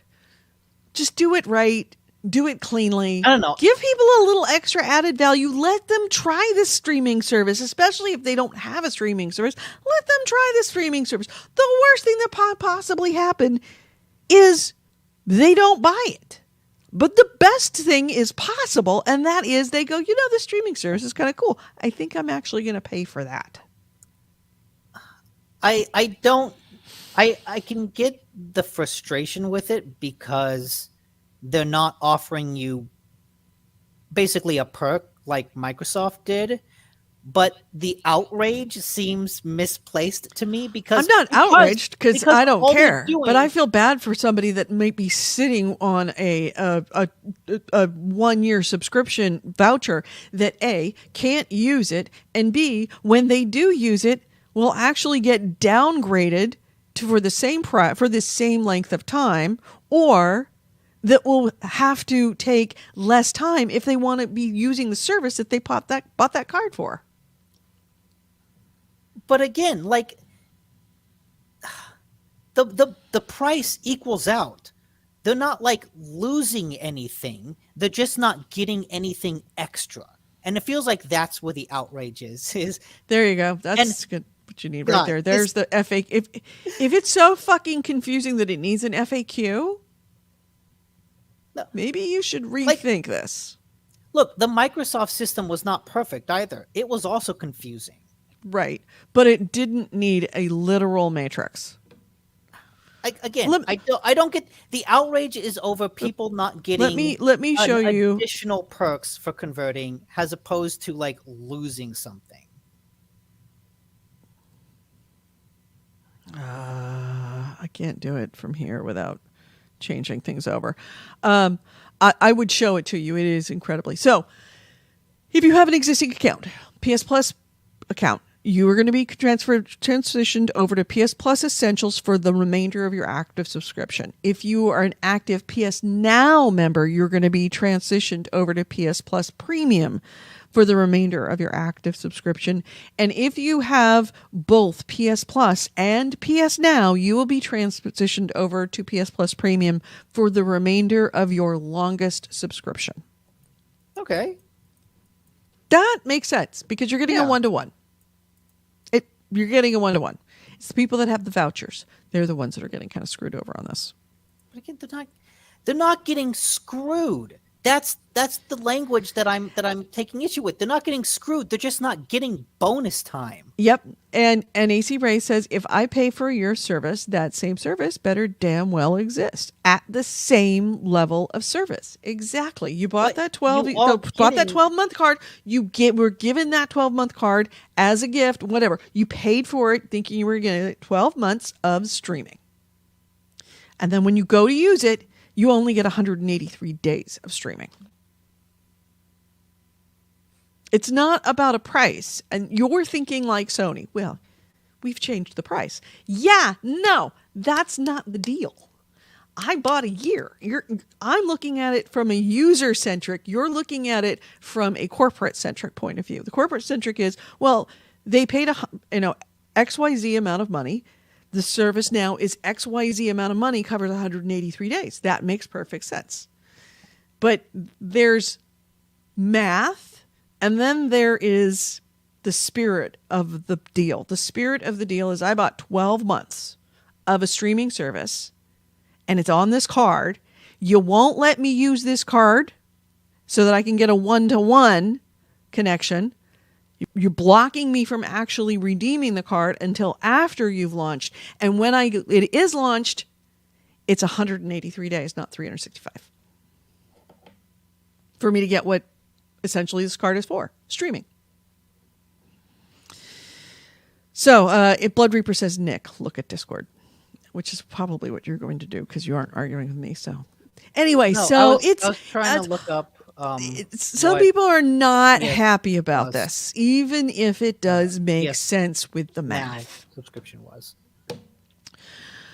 You want me to go to the next item while you're reading? No. I was trying to find what a PS Now subscription cost, and I can't because everything is just PlayStation Plus. Because I will admit, the fucking naming convention for all of this is awful.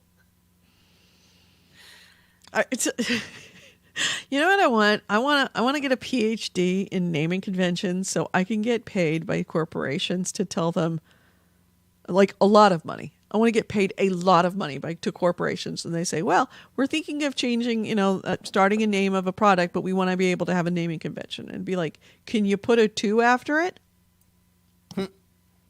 Then it's a good name. Well, I was thinking, like cats. It's like, no. Unless it's a cat name 1, cat name 2. Don't be changes. Just make it sequential so that nobody has to question. Even Elder Scrolls has numbers after it. Okay. PlayStation Now is $10 a month. Mm-hmm. So that comes out to $120 a year. Mm-hmm. So again, it makes sense that you will get transferred over to the premium tier because that's exactly the same price. Right, but the 12-month when you say makes sense to go to the premium tier, are you talking about current subscriptions or vouchers? I honestly don't know what the difference is. Current subscriptions are ones that you've already redeemed that are sitting on your system. Mm-hmm. That is a 1-to-1 conversion. Meaning if you have a 12-month subscription, if you go into your PlayStation Now account and it says your subscription is valid until this date, 2023, mm-hmm. then you're going to be converted over to PlayStation Premium until that date, 2023. That is not true, AC Wraith. That is I'm the cop who thinks it's fine knocking down a civilian because they crossed an invisible line of space only the cops believe in. Right. Well, I think you're misunderstanding here. Well, okay. Let me go back so that you know and I know that we're both talking about the same thing. Okay, wait. First, let me ask specific questions. Okay. If you have a PlayStation Now voucher for a year of service, your card that says I have a code, and when I put it in, and I put that code in, what does that get you? That will get you 365 days of PlayStation Essential, but only 183 days of PS Plus Premium, which is the streaming. Okay. Okay, so I'm trying to figure out the logic there because PlayStation Now comes out to 120, but it does get you less of the 120 tier. Is that because Premium is technically a combination of Now and Plus? Yes. Okay, so if it's a combination of Now and No, Plus... No, I am wrong. You only get 365 days of PS Plus Essential. You will get 219 days of PS Plus Extra and only 183 days of PS Plus Premium for that 365-day voucher for PS Now. A PS Now. Okay, because I'm trying to work through what is what here. Your current subscription gets you premium, but your voucher will get you half a year of premium. Okay, but I'm slowly starting to see the logic of why this sucks for PS Now users. For PS Plus users, none of this matters. It's fine. But for PS Now, it's 120 a year for PS Now right now. Mm-hmm. That 120 a year voucher will get you like 100 days of PS Premium. Yeah, 183 days of PS Premium. And I think the logic there is because Sony considers Premium tier to be a combination of the Now service and the Plus service. Right. Therefore, the $120 of PlayStation Now wouldn't equal 120 of the service that technically gives you more, which is a confusing logic. It is only the kind of logic that a corporation could have. Yeah. That a corporation could go through the machinations. It's not logic. It's a rationalization. There's a distinct difference. The rationalization, logic is you find the answer by going through steps. Rationalization is you know your destination, where you want it to be. We don't want people we want to get as much money as we can out of people. And then you find the logic to back up that end destination, that end decision. And that is that's rationale. Yeah, not logic. I can see their rationale for why the PS Now would equal less premium. That rationale is not very good. It's a shitty rationale. It's user unfriendly. It's user unfriendly on a lot of levels because now if you're sitting there with that voucher, you're having to do like freaking algebra to figure out which account you want to convert to. But it's also interesting to me that it's only that confusing for PS Now. Well, it's because with PS Plus, there is an absolute equivalent service. Yeah, there's a 1-to-1 between Plus and the new tier. Essential, right. Now there isn't, which... Yeah, Plus and Essential are essentially the same service. But Now doesn't have an equivalent. So they had to go through freaking calculus to figure out how are we not going to get ripped off for another, 5 days a month. Just give it to them, please. It's not like there's a lot of these fucking vouchers that are in people's hands. Just give it to them. Yeah. How is this hurting you? Also, I will say it's funny that they're doing all this for PS Now because I don't imagine there's a lot of people. Exactly. It's not like there's a lot of these people out there. These people are a minority. It's like the same argument I had about Spreaker. Why did you end my service with you? There's got to be, of all the podcasters that actually that got this deal and are still podcasting 10 years later, there's got to be less than 10 of us. Why are you worrying so much about us? Well, it's the principle that you're stealing money from us because you could be paying more. Yeah, no, we can't be paying more. If we could pay more, we would be doing something else. We wouldn't be doing this on Spreaker. But we literally cost you nothing. And all you ended up doing is pissing off 10 people that have been using you for years and touting how great you were. Okay. And then trashing you on the internet. I mean, granted, it's only 10 of us.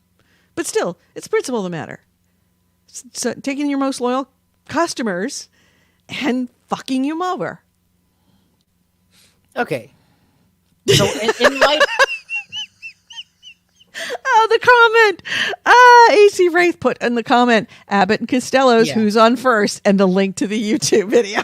Like between Plus, Now, Essential, Extra, Premium. Oh God. Yeah. The naming is not good. No, it's not only the naming not good, the conversions are not good. It becomes more and more and more. I will add a caveat to my initial dismissal. PS Now subscribers have a complaint to stand on.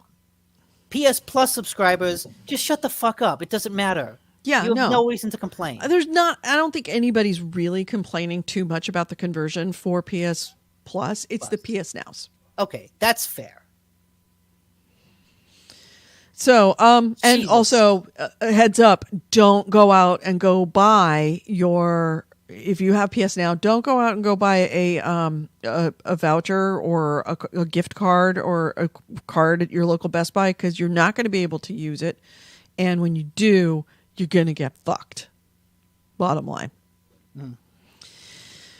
So your next item. You're next. Well, speaking to things that seem to have an outrage that confuses me, and speaking of Sony,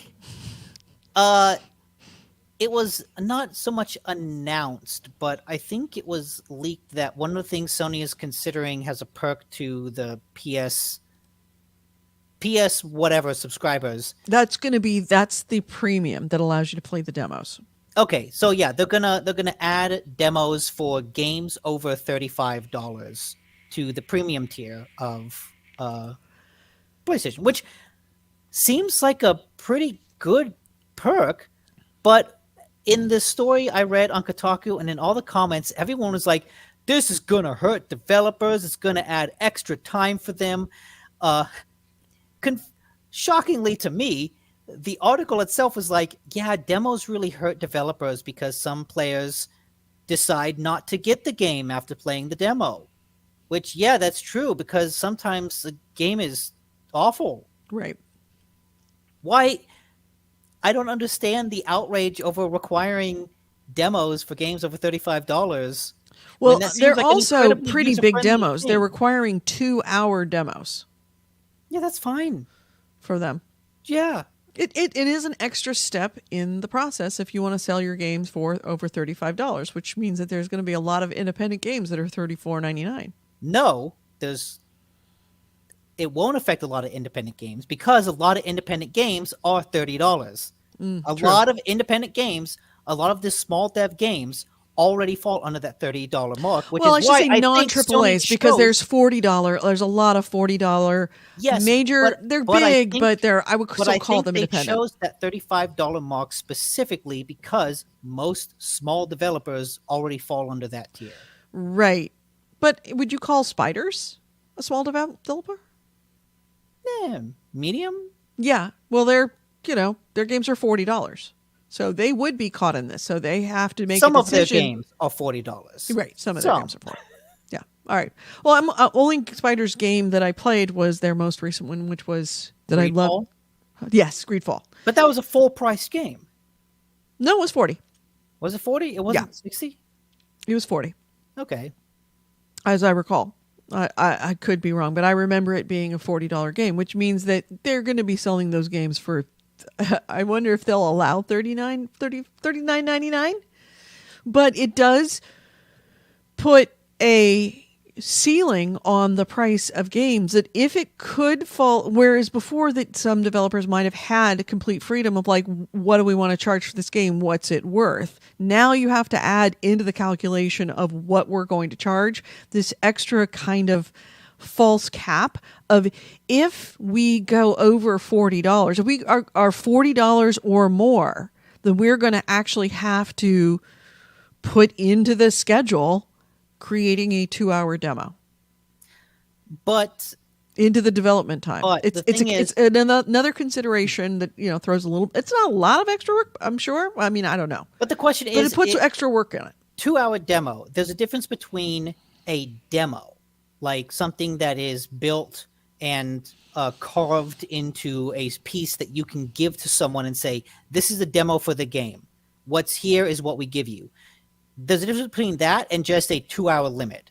Like, hey, you're going to download the full game, but there's going to be a 2-hour cap on it, and after that point, you'll be locked out of it unless you buy it. That's a very different thing. That Right. just requires a bit of software and online coding. It's not nothing, but it's also not the same as forcing developers to build a singular demo. That's true. And I think this really surprises me because it feels weird for a feature that is generally considered to be user-friendly. That I remember a lot of people liking demos and being upset when that feature kind of went away with the PS4 and Xbox Series X. Right. And the idea that this new user-friendly feature is coming and all people can do is complain about it feels like a weird shift in consideration away from users and to developers, which I don't know what to make of that. Because it's not like the whole industry has suddenly become more developer-friendly. If anything, it's gone the opposite for the most part and become more user-friendly. Like Steam offering refunds is, people complained, okay, this could hurt really tiny developers because you can beat their game in under 2 hours. This feels like a better middle ground than Steam's version is, than the refund policy is. But again, people are just complaining about it. Which I don't know if this is a Sony thing, which is like, oh, it's kind of popular for the internet to hate on Sony at the moment because Microsoft has made a lot more seemingly user-friendly moves in recent days, but also kind of dangerously monopolistic ones. Mm-hmm. I don't know where this is going. If anything, if I can make like some sort of big gaming cultural observation that may or may not be completely true. This is my hot take. Right. I don't know how Nick's burned hot it take. is. All right, hold on a second. Here we go. Nick's hot take. Ooh. All right, there we go. My hot take is that between seeing people's positive reception to Microsoft buying Bethesda and Activision Blizzard, and what that means for Game Pass going forward, along with the criticism of like Sony making this choice that could possibly add more work to developers, feels like the gaming community as a whole, or at least like the people on the internet, are really frighteningly pro-corporate, pro-platform of like, I want these platforms all the power in the world. Mm-hmm. Like, I don't want anything for myself. Let Microsoft have all the developers. Let them have all the games.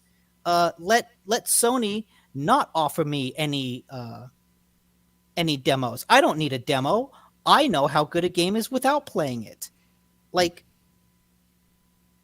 generally, I think if people have the option to try something before they buy it, that's good, and we shouldn't complain about that. But this just feels like a lot of people, at least a very vocal number of people on Twitter, are frighteningly deferential towards these giant corporations that they shouldn't be deferential towards. Right.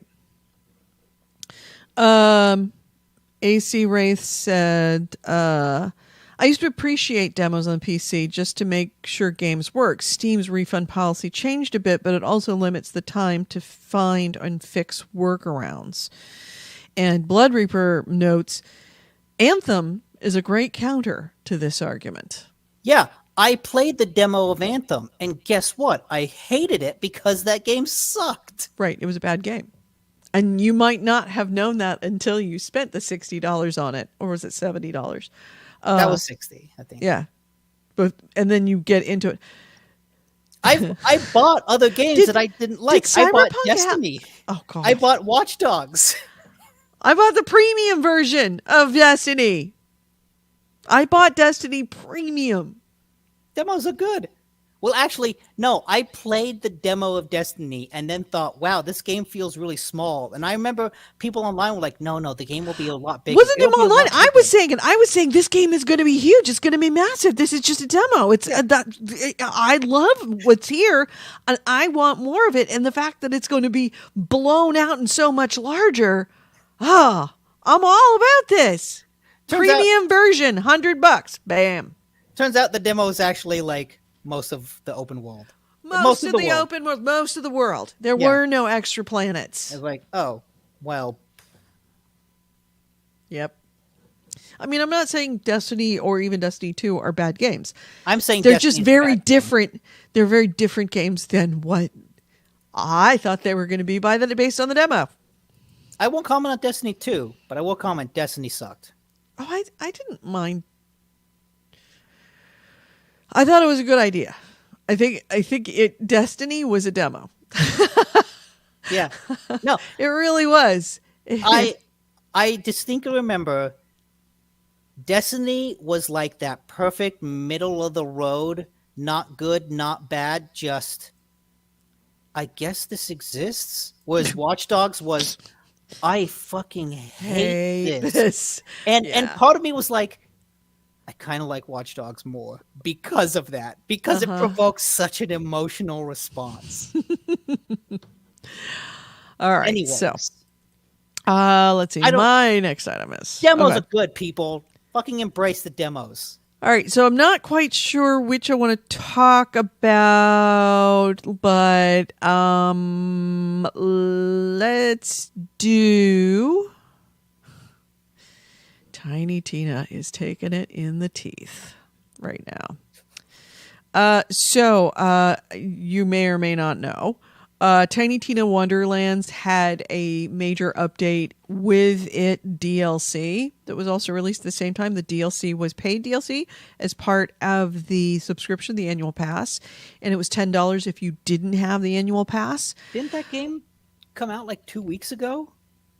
It was pretty soon. It's fairly recent, and the game itself it gets a lot of thumbs up. People really like it. But the first Tiny Tina Wonderlands DLC did drop. It is called Coiled Captors, and the patch, obviously people are super thrilled because it fixed a lot of things it should have. The DLC that people paid for, not so much. So it's being absolutely hammered on Metacritic. It's being absolutely hammered on Reddit. Here's an example of one person that said it's a chaos chamber but with extra steps, and said you can barely call this a premium DLC. It should have been free. Somebody else said this DLC is not worth the $10. It's Chaos Chamber version 1.001, which is Chaos Chamber is one of the things that is in the regular game. Essentially, it takes something from the regular game.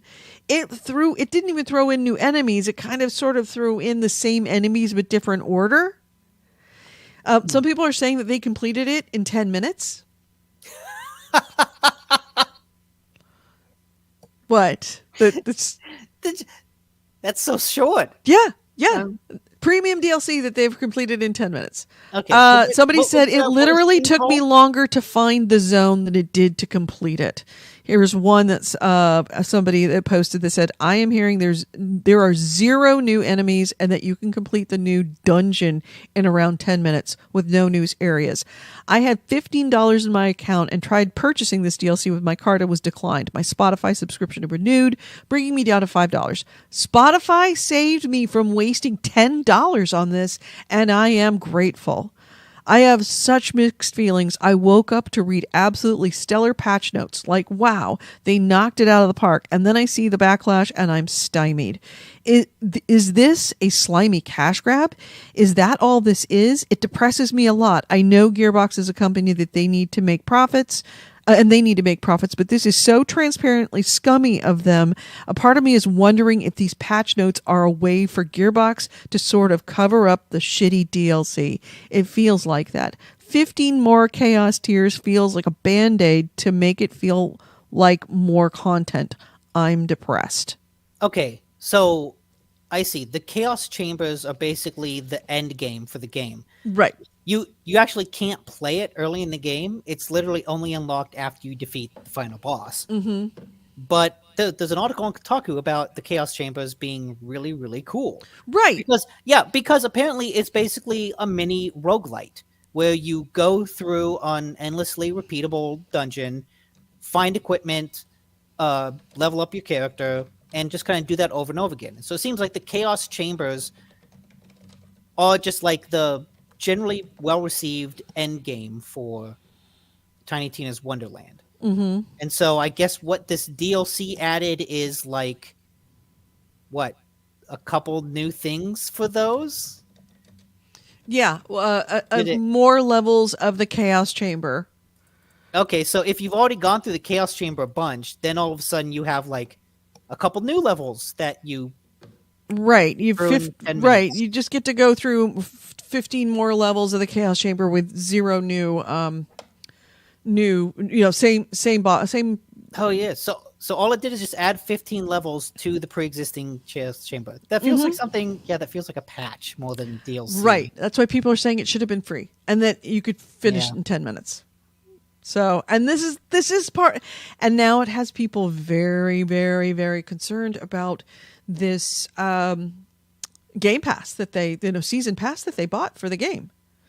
That if that's what the first entry of 4 in the season pass is going to be, what are the other ones? It's being generally accepted as generally described as the worst DLC Gearbox has ever put out ever in any game. Which is an easy bar to fall under because I know the Borderlands DLCs have generally been really good. Really good. Right. And that's why also it stands out so much. A, that was paid for, but B, that Borderlands DLC is almost always universally really robust and good and adds a bunch of cool story and characters and dialogue, because Borderlands, half of it is the dialogue.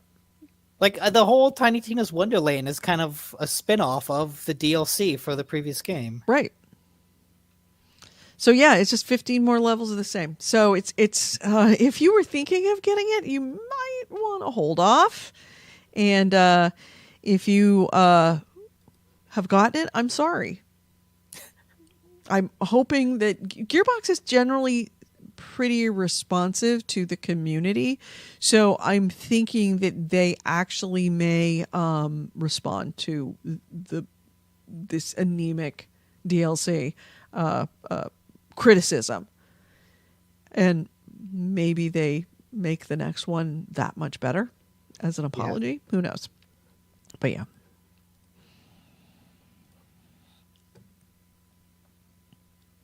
So, your next item? Okay. Getting into bigger stories, I guess. Mm-hmm. I don't know. The not specific games related. Leaks from Twitch have highlighted some of the ways that Twitch is thinking about increasing its share of the profits. And basically it amounts to kind of screwing over streamers. Thank God we don't make any money on Twitch, because it's one of the nice things about not making money on your podcast is that you're not sent into chaos when they start changing the rules on you. Yeah.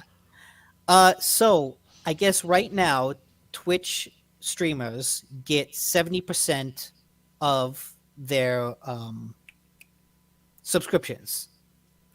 Right now, Twitch is considering dropping that to 50%, but then not requiring them to be exclusive to Twitch, which doesn't feel like an equal compensation. What do you mean exclusive to Twitch? They would basically just be able to stream elsewhere.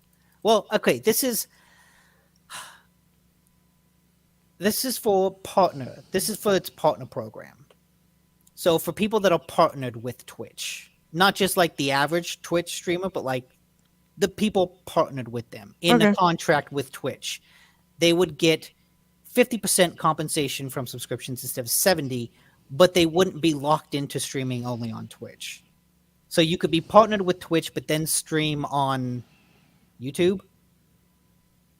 But again, I don't know if that compensates. They're looking at a tier service of partnered streamers that a streamer will have to meet some certain criteria to go up a tier.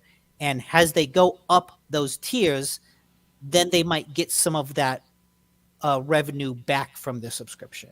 Mm-hmm. Okay. But they haven't. There's no details about what those tiers might be like.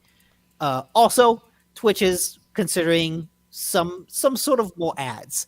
Again, this was a leak, so they didn't detail it. But oh God, they want more ads. Oh my God, I don't watch much Twitch, but there's a few people I've been watching lately that are Twitch, and I've had to subscribe to them because the amount of ads currently is just obnoxious. It's more ads than it is content unless you're subscribed. It's penalizing you. It's one thing to be getting revenue from someone who hasn't actually subscribed and is paying you revenue. It's a whole other thing to literally destroy your ability to be able to watch somebody without a subscription.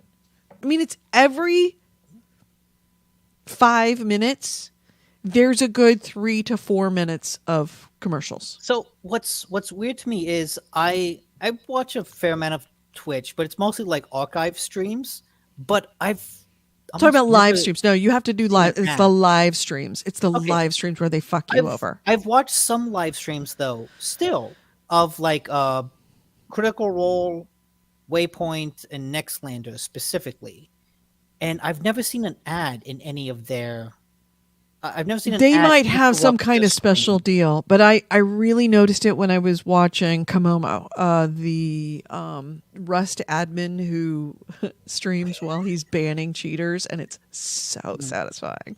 But yeah, it was, you're sitting there watching, and he finally is like, "Oop, we've got a cheater," and he's going in there, and as soon as that happened, and then you've got like 3 minutes, 4 minutes of and it's like what YouTube does one ad, 2 ads, like a total maybe 30, 40 seconds total.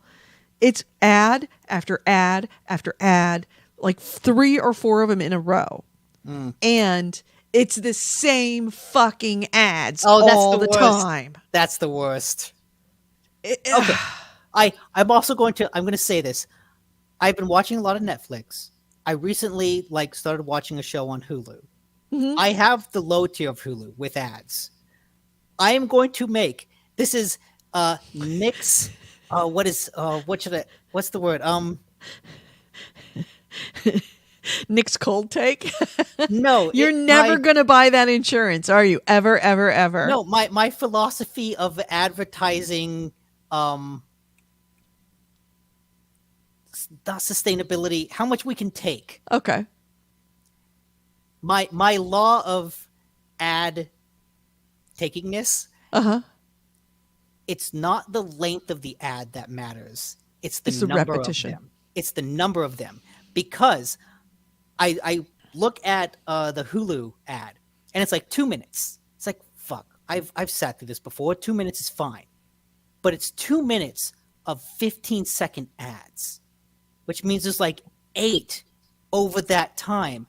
And I'm just like, I'm fucking sick of this. There's too many of them. Mm-hmm. I'm tired. 4 30-second ads, I think that'd be fine. But 8 15-second ads is a bridge too far.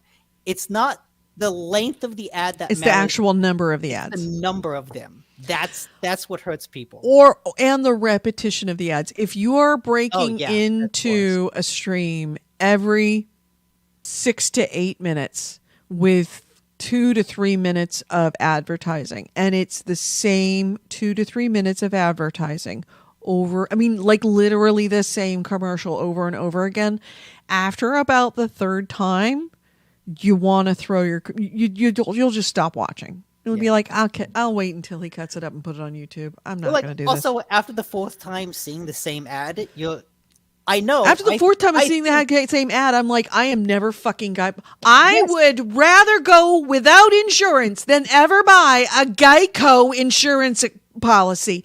I put like red letters, never buy Geico. I am never.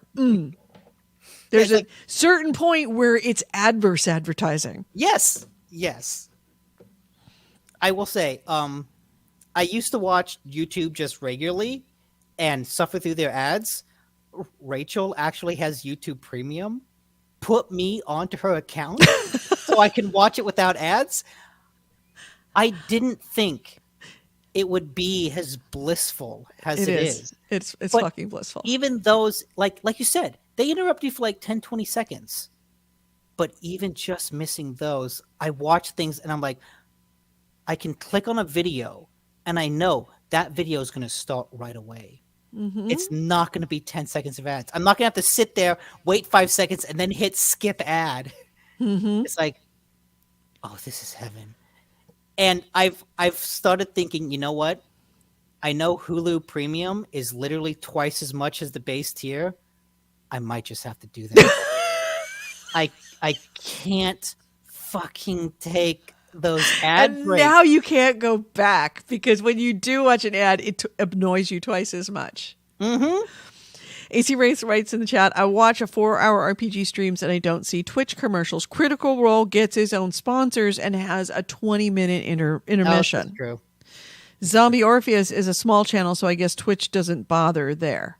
Right, but it's the medium-sized ones where it's bad. And Goalie's in the chat, and he's making a joke, but I don't understand it. Ads wreck a really good Amaranth stream, or so I hear. Amaranth is the woman that's always getting banned from Twitch for being really provocative, right? Yeah, all right. Yeah. The hot tub streams. Hot tub streams. Yep. Got it. And AC Ray says, I only see YouTube ads on my phone. Well, I have YouTube on my television. In fact, I watch YouTube a lot. It's YouTube and Netflix have replaced all of my cable. I do not have cable anymore, and because I don't ever use it for anything. Although I might, and I don't have Hulu, and I don't have Paramount, and I don't have Disney Plus, don't have any of the other channels. If I needed to go watch the news right now, I kind of have no way to do it, which is fine. I could watch, I could watch a stream online. I can go to NBC News live streaming on YouTube, and there's the NBC live stream. Mm-hmm.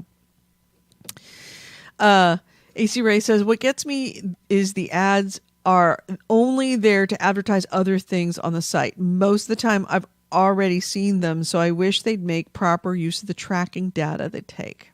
Huh. Oh, yeah, for Crunchyroll. Yeah. Says, I don't need Crunchyroll to advertise to me about Crunchyroll. I'm on Crunchyroll. Yeah, I get that. Yeah. Goalie says, I pay the $9.99 for ad-free YouTube. Is YouTube well worth it? I believe it. I can see it. I really should, because, I do. That's one service I use a lot of. Because it's not blocked on my work computer. I can't. Twitch is blocked on my work computer, but YouTube is not. Just saying. Anybody from Vituity, please don't tell. Please don't tell if they haven't blocked YouTube. I hope. I used to do these crossword puzzles on a site called Vox. Mm-hmm. My work ended up blocking it. I used to look up story submissions on this website. Work blocked it. I used to use this music locker called iBroadcast. My work blocked it. Really? They're so mean. That's nuts. Ours is anything gaming, anything to do with firearms, anything obviously porn, but gaming is absolutely blocked. You can't do it.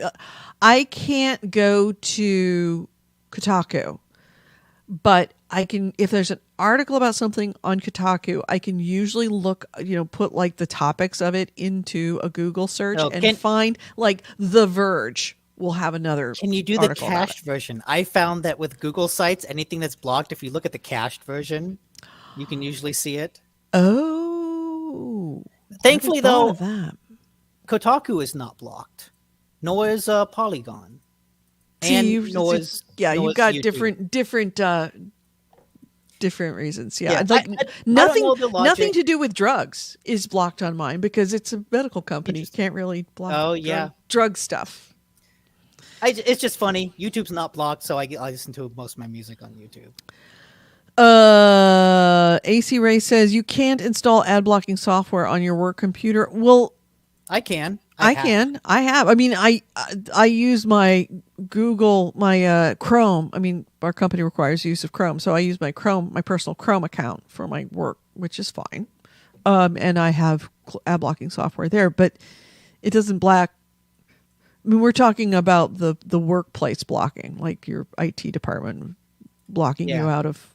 And stuff. I think we also might watch the YouTube app on TV. That's what I use. I use the Roku app. So I couldn't block those ads on YouTube when I watch it on the TV. If I watched it on my computer, I could. ACRS, I don't see ads on YouTube on my computer. I do.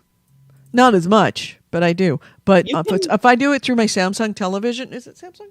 No, I forget what make television I have. If I watch it through my television app, I get ads. Which I usually just put. You can block all the ads on your computer. No, that's true. I can. I just choose not to. I haven't done it yet. Anyway, moving right along. Yeah. Next item. Oh yeah, advertising. That's how we got on that topic. Let's see. My next item. If you need any more proof that E3 is completely irrelevant, no E3, no problem. Microsoft announced the Xbox and Bethesda Games Showcase for this June 12th, which would normally be E3 week. So they're essentially running E3 without E3. We'll just do it at the same E3 doesn't matter. They'll just run it that same week. So that's like a month and a half away. That's actually really close. So they announced it over the Xbox blog. It's going to be at 6 p.m.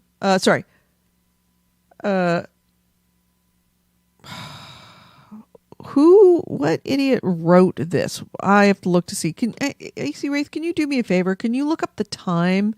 Because they have this listed.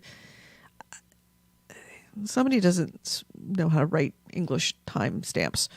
It's saying 7 p.m. CEST. There is no CEST. So is it Central Time? Or Eastern, Central Standard Time or Eastern Time, not Central Time. It's anyway. If you could look that up for me, because I'm talking. 10 a.m. 10 a.m. our time. 10 a.m. our time on June 12th. And it's going to have. Well, we don't know what they're going to have, but they're going to have the Bethesda Xbox showcase. Obviously, I can't imagine that they won't be talking about Starfield. This is the first big showcase they've had since buying Bethesda, isn't it? 2 years. Yep. First big showcase since buying Bethesda. But yeah, Starfield is probably going to be, I'm figuring, going to get talked about. Yeah. What else? The last time that they had a showcase in June, you remember what they talked about? Halo? Fable game by Playground. No, I wonder if they're going to update us on that, because they haven't really said much about it. But that's what they talked. That's what they left us with. Look. If I was being cynical, I would say that we'll mostly see Bethesda games because Xbox doesn't have much. No, they don't. But we're definitely going to see a bunch of Bethesda games, and I don't think that we're just going to see Bethesda games that are coming out soon, like Starfield. We're going to see other games that are in process. I'm really hoping that we see stuff that is coming in 2 years. We might see some of that vampire multiplayer game. I forget what it was called. Like Redfall? Yes. Was that it? Yes. It's supposed to come out this summer, but that's not something that's in the distant future. Yeah. It's something that's coming out this summer. Wait, But all we've seen is September. a cinematic trailer. September 2022. Yes. It's coming out this shit. year. I And thought all we've ever seen out of it is a cinematic trailer.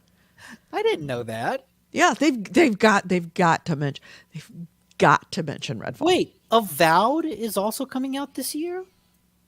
Which one is that? Avowed is the Obsidian Studios, which is like Bethesda Light making Skyrim. It's basically like their big fantasy game, but we've heard nothing about it other than a tiny little announcement video. Yeah, there's been a lot of tiny little announcement videos. Well, the upside of the pandemic is that there was less of a press to get more information in the development cycle during the development cycle. No release date announced for that already, so when it probably got delayed due to COVID, we didn't know that because there was no date announced. Right. So yeah, I expect to hear Redfall. Obviously, we're going to have to hear something about Redfall. We're going to have to hear something about Starfield. We might hear something about Fable. We'll definitely hear stuff about Bethesda that are deep future. I'll bet that you might see some hey, Deathloop and Ghostwire are coming to Xbox this fall because the year exclusivity is up. Right. But we'll know on June 12th. So yeah. Do we want to watch that together? Sure. When is June 12th? You're still in town, right? Yeah, you're still in town. Yeah, I'll be back by then. Yeah. Oh, that's a Sunday. Is it? Yeah, it is. Can we watch it together? Can we all watch it together instead of doing a show? We'll all stream it, watching it together. Yeah, that's a Sunday morning. Sunday morning at 10 a.m.? Mm-hmm. It's going to be a long fucking day. It's going to be a long goddamn day. But yeah, let's watch it together. So I'll make a tentative date with you all. My first date in years. We'll make a date with you all that on June 12th, we will all get together right here on this stream and we will all watch the Bethesda Xbox showcase. So set your calendar right now. And if you're listening to the podcast, set your calendar so come on and listen, because I can guarantee you it's going to be much better to be with us watching it on video as opposed to listening to us after the fact. But I'll make sure to go to sleep, get some good sleep the night before so I can actually do a day of what that would be, probably 2 hours plus another 1 hour of prep at least, and another 5 hours. We're talking about 6 to 7 hours of podcasting through the day. Wait, why would we be doing 6-7 hours of podcasting? I thought we would just talk over the show and after it. Instead of doing our podcast? Oh, I thought that's what you meant. No, I'm talking about in addition. Oh, okay. 10, 11, 12, and then we're back at 2. 2 hour lunch break. At that point, why not just keep going in the morning? We'll just make it should we do a 24 hour? No. We can do gameplay 24 hours and do gameplay and then watch the stream and then take a 2 hour break for lunch and taking a shower and then come back for the podcast and end the show. I'm crazy enough to do it. All right. So next item you got. Yes. What do I have? The contractors at BioWare. Some contractors at BioWare are starting to unionize. Really? Workers at Keywords Studio, which have generally done Q&A for the Mass Effect and Dragon Age games. They have made a notice to unionize under the United Food and Commercial Workers Canada Union local blah blah blah. But they basically put in the papers to start unionization. What's interesting though is that they're in Canada, not the US, so I assume that union laws are probably different there.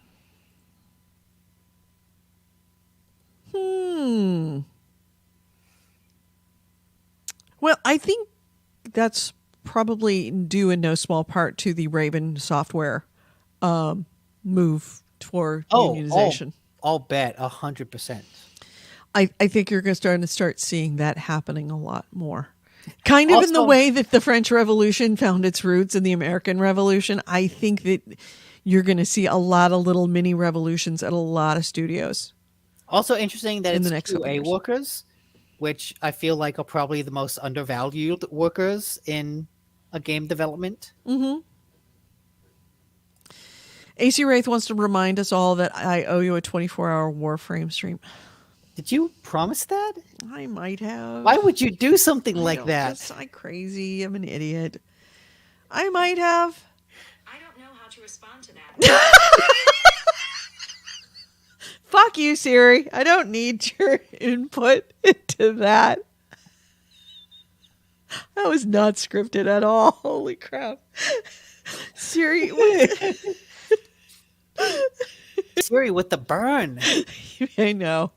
She's a mean bitch.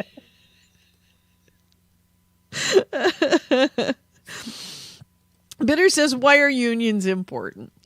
Why unions are important, I'm not going to go. I think I've already gone into this in the past of why do you need to have unions in order to have a worker-centric voice that a worker can go to who's not being paid by the company to hear your complaints. One of the reasons that we're seeing is, Activision's perfect example of it is, in theory, in a perfect world, your human resources department would, which I hate the phrase human resources. We're people. We're not resources, but HR is the reason you have them there is that when something goes wrong, you go to HR fixes it.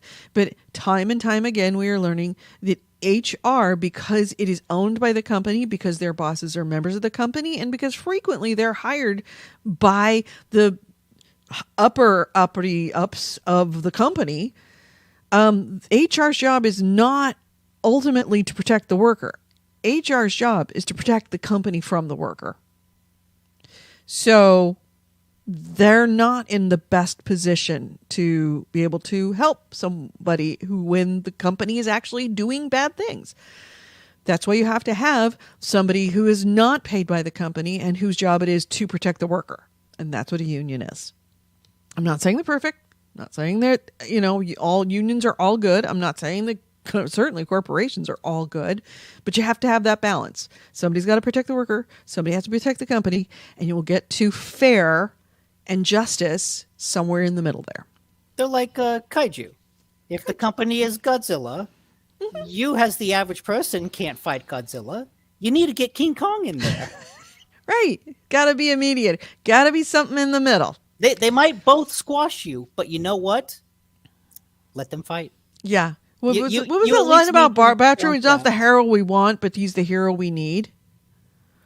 Yes, yeah, that's exactly it. Yeah, that's what unions are. Well, he's the hero we need, not the one we deserve. Right.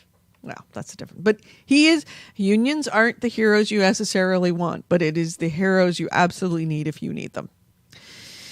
And I say that as someone who got screwed over by my husband's union. So if I'm still pro-union, there's a really good reason. So Bitter says, I wouldn't even promise to play Warframe for 24 hours.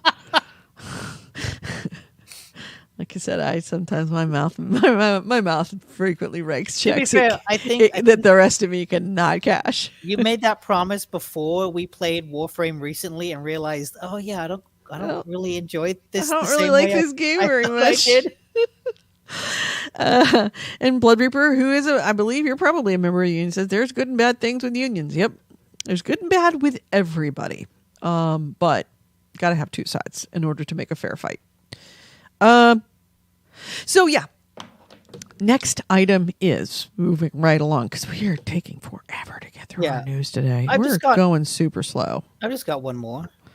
Let's see. We talked about Skull and Bones. No, I'm going to do mine. And then you do. Okay. Wait, yeah, I think you brought the last one. I'm oh, reading yeah, mine. yeah. Yep. Let's see. Oh, here's a cool one. I've got I think I've only got 2 more total. Yep, I only have 2 more. So here's the cooler one of the 2, the funnier one of the 2. So there there is a new Call of Duty Vanguard has started implementing a new anti-cheat system. And it's pretty fucking funny and pretty fucking brutal. This new anti-cheat software, it will make it so a cheater, all players to the cheater are invisible, but the cheater is visible to all other players. So what's ending up happening is these cheaters are coming in, they're detecting the cheat software, and the anti-cheat software kicks in. They come in, they don't know anything's wrong, but they're like, where is everybody? Meanwhile, they're standing on a field of real players spinning around going, where is everybody? So essentially all players disappear, but that guy's still sitting there. And it's not just being able to see. It's a new technique it's a unique technique called cloaking. And with cloaking, players, and this is out of Call of Duty's own game Call of Duty blog. With cloaking, players that are detected to be cheating can find themselves unable to see opposing players in the game world. Characters, bullets, even sound from legitimate players will be undetectable to cheaters. Legitimate players, however, can see cheaters impacted by cloaking. Generally, they'll be the players you see spinning in circles hollering, "Who's shooting me?" and then can dole out in-game punishment. This gives legitimate players a leg up on cheaters. That sounds like a I like this. fun way. I like this, which is one of the reasons why I like Komomo. Komomo finds a cheater and he releases chickens to peck them to death. He just drops them from the sky. So yeah, I like to see cheaters really suffer. So this is another good one. So your next item is, by the way, don't cheat. Certainly not in Call of Duty Vanguard or Rust. They don't fuck around. This is actually very unfortunate. So Apple seems to be updating the App Store by removing what they call outdated apps, which are really just apps that have not been updated for 30 days. Which, when you think about it, you can put out an app and have it be done. Right. The completed products. Or it might take you more than 30 days to write the update if you are a small cottage developer. So they basically have sent out a warning to people saying, hey, your app has not been updated in a while. You have 30 days to update it or it will be delisted. Oh, God. Well, I mean, I'm completely okay with them getting rid of a lot of the old flotsam and jetsam. There's a lot of very bad apps that I have had in the past that should have never been let in. But when I bought them and then they haven't been updated, and now they're completely useless because everything has changed and code has changed. They need to do a house cleaning. So it looks like it's not anything that hasn't been updated in 30 days. I don't know what the exact time limit is, but basically if it hasn't been updated in a while, then they have 30 days. They have 30 days to update Okay. it. But again, it's like some of these are just completed games. They're finished products. They don't need an update. It's like at that point you just have one. No, and here is why. It depends on the length of time that these apps have been not updated, but many of these apps were written for older iOS systems and are no longer functional because they don't work on the most modern iOS, or their functionality is so degraded that they're not usable. My phone, who loves to do sick burns on me, is full of apps that are like that. That's why you don't take automatic updates. Well, yeah. Well, I it's not just automatic updates. It's not just iOS. I will give you an example. I have, because I do a lot of work with community emergency response, I have quite a few apps for monitoring police scanners. I listen to police scanners. And if you have a company, it might work just fine. But if you're not, police scanner frequencies change a lot. If you are not keeping up with the frequency changes, then you're going into these feeds that are dead feeds. So like 2 years ago, every time you went into a feed, it's like, oh, I wonder what's going on in Detroit. You could listen to Detroit. You want to go what's going on in Cleveland? You could just listen to just click into the feed and listen to it. But if you haven't updated it in 2 years, you click into it and it's just dead air.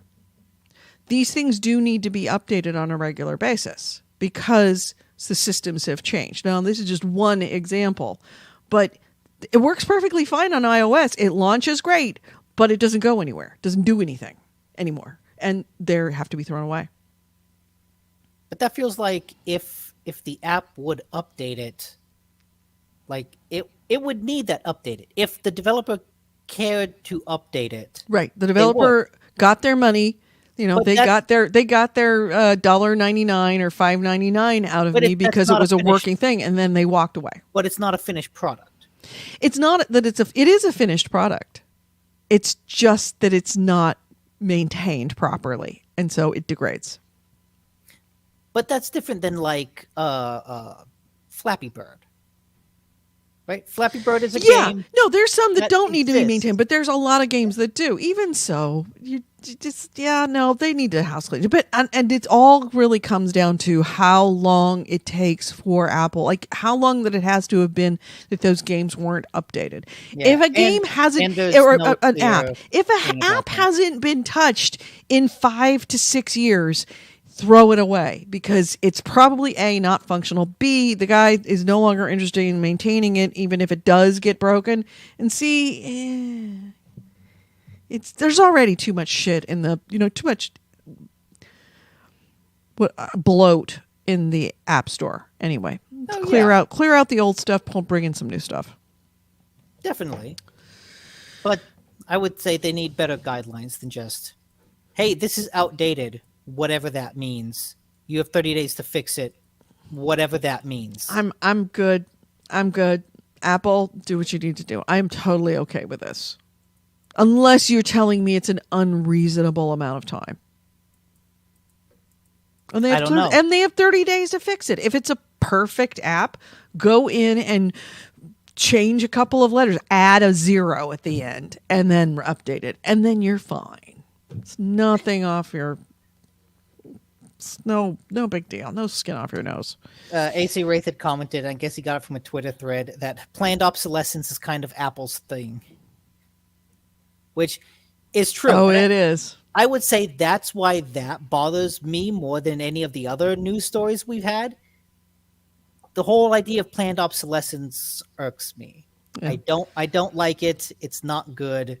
And this just feels like an extension of that. Yeah. Well, AC Wraith posted, it looks like it's a tweet, most of the games I've shipped are no longer playable because I tend to build on top of experimental VC-funded platforms, and that's just the way things go. I'm used to the reason being, quote, the platform company stopped existing, not, quote, the company thinks old things are gauche. It's another way of thinking about it. But you've got 30 days. Add a 0. Also, it actually in that same re-upload it, you'll be fine for however many years it takes for you to redo it again. In that same Twitter thread, she mentions that Microsoft puts an effort to let you run 30-year-old Windows 95 apps on Windows ARM devices. I don't know necessarily that is a good thing, honestly. All right, my next item is tomorrow, starting Monday, May 2nd. So tomorrow. Okay. There is a new Steam sale, just because that's what everybody needs is more things to go on sale. And I am looking for my, come on, where did I put it? There we go. Steam is holding a They're celebrating roguelikes and roguelites, everything and everything in between, with a new sale called Going Rogue, a festival of persistence. So it's going to run tomorrow, May 2nd through the 9th.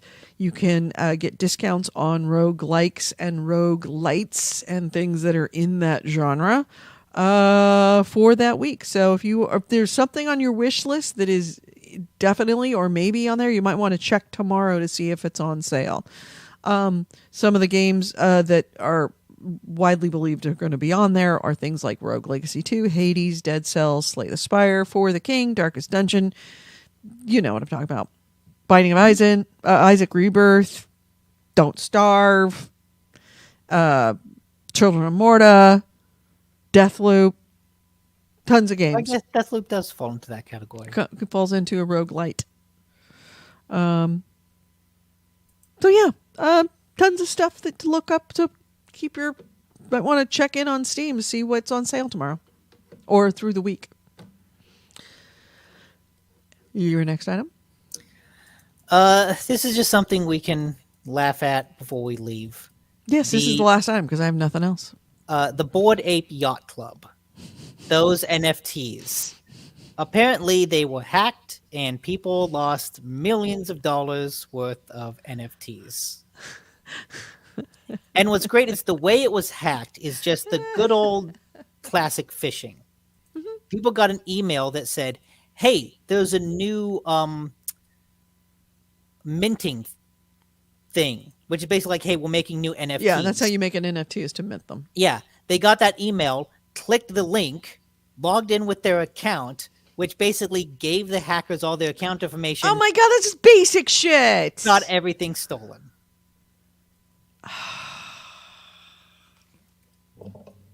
I mean, I hate to hear of people being scammed out of their money. You hate to hear it, the scams, but when you know who it is, you're like, hey, I can forgive it. I can be, a little. There's a little bit of Schadenfreude doesn't necessarily mean that I agree with what happened, but I am enjoying it a little bit. Mm-hmm. I just really wish that it wasn't hurting the owners of the Bored Ape. They're just idiots. I really wish that it had been millions from the Bored Ape people themselves, which it isn't. But oh well. Hey, right. You know what? It's like the game got shut down and you lost the NFT. Mm-hmm. Yeah, and it's they're just innocent, stupid victims. They're just the fish at the end of the line. I really hate the fisherman. That's just poaching. Turns out they're all very fungible tokens. they come and go just like the air. You have it one day and you don't the next. All right, so Nick, Edie. Anything else that we have before we want to close out this show? Anything you want to remind anybody? Shepard has been sitting on my lap the whole time. He has gotten up and gone to the litter box. He's done with me. Buddy is still out cold. I mean, Jupiter's still on the couch. Yeah, Jupiter's always on the couch until the middle of the night, and then he wakes up.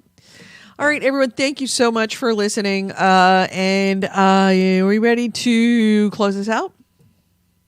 He said, Blood Reaper said, look at Discord. Okay. Do you want to look up Discord right now? I will figure out something to talk about. News? It's 5:13. Do you want to maybe pick it up for next week? A PlayStation gender discrimination suit got dismissed due to lack of evidence. All right, we'll talk about that next week. It's nothing that's timed. Elon Musk is just being a troll. Yeah, Elon Musk's an idiot. Rich idiot, but an idiot nonetheless. We can talk about that next week. So there's your preview for the next show. So ready to close this out? Yeah. Let's close this out. What is this? You're listening to GameHounds, or you were listening to GameHounds. Thank you for listening to GameHounds, episode 637. I've been Edie Sellers, and with me has been Nick DiNicola. Ways to get a hold of us: gamehounds.net is our website. Gamehounds@gmail.com is our email. We record this show live at 2 p.m. Pacific, 5 p.m. Eastern on Facebook, on YouTube, and on Twitch. On Facebook and Twitch, we are the GameHounds. That's TAG GameHounds, all one word. On YouTube, we are GameHounds Vids, VIDS as in videos, all one word, GameHounds Vids. Please feel free to join us for our video show. Thank you to every single one of our patrons. If it weren't for you, we would not have this video feed, and we would have had a really dicey last year. So thank you from the bottom of our hearts to all of our patrons. If you would like to be a patron, we are on Patreon, patreon.com/GameHounds. We ask $1 a month is all we're not getting rich on this. We don't want to get rich off this. All we want to do is come back to you every single week, and that $1 a month helps us to do it. 25 cents a show, small amount of money, but it goes a long way. Patreon.com/GameHounds. If you want to listen to us as a podcast, we are on iHeartRadio, iTunes, Google Play, Audible, Spotify, Stitcher, everywhere where you listen to a show. That's where we are. Look for us as GameHounds Podcast.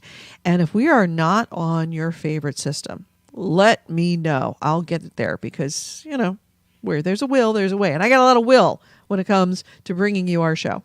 Have a great week, everyone. Thank you to everyone that was listening in the chat room. I want to make a big shout out to our chat room because you guys are awesome. We had AC Wraith in the chat room, who's always our link bitch, providing us everything. Blood Reaper, who goes into our Discord and provides us news. Thank you so much. We were going to hit that news next week. Bitters Plus. We had a couple of other people earlier on the show. We had Vice. Hey, Vice, thank you so much for being here. Simunation Gaming, thank you again for being here. And if I missed you in the chat room, thank you. I'm sorry, but thank you very much. We will talk to you all next week. Have a good one, everyone. Bye-bye. Bye.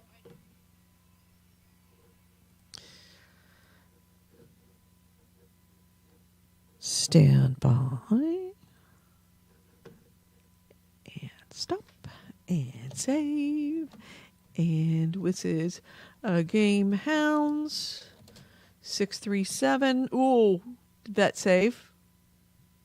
No, it did not. GH 637 raw. All right. Saved project files. Excellent. Where did you see the list of games coming out for AC Wraith just said a lot of those games aren't roguelikes or even roguelites. They're making the word meaningless. You don't think so? No, I think a lot of those games I bet you Steam has them on sale. Just saying. I have my own ways of knowing these things. Cannot reveal. Thank you everyone in the chat room. I am unbelievably exhausted. I need to go away. I need to check on my dog. I need to. Yeah, let us know how Buddy does. He hasn't moved. Let's see if he's alive. Can I check and see if he's alive? He hasn't moved in a real long time.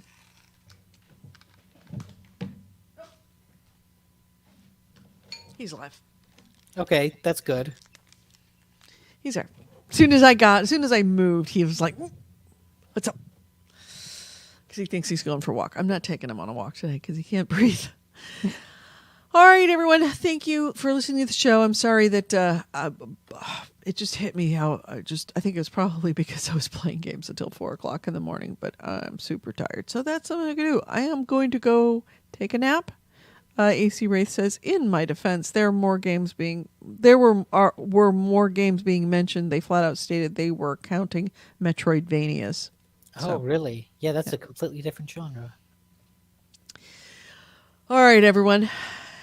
Have a good week. Oh, take care of yourself. He hears you. He goes, did you know? No, I know a cat that's gonna stretch and then lay back down. Everyone have a great week. We will talk to you all next week. Thank you so much for being here. Fisher Price's baby gamepad has just been modded to play Elden Ring. Hey, you got to get them started early, man. You got to get them hooked early. Oh, that's genius. That's funny. That is funny as fuck. I'm going to read that. Oh, that's good. I missed that one. Have a great week, and thank you for the giggle on that one. Way to end the show. We'll talk about that next week as well. Yeah, talk to y'all later. Bye, everyone. He did stretch. Look at. And he was stretch and went right back to sleep because that's a cat.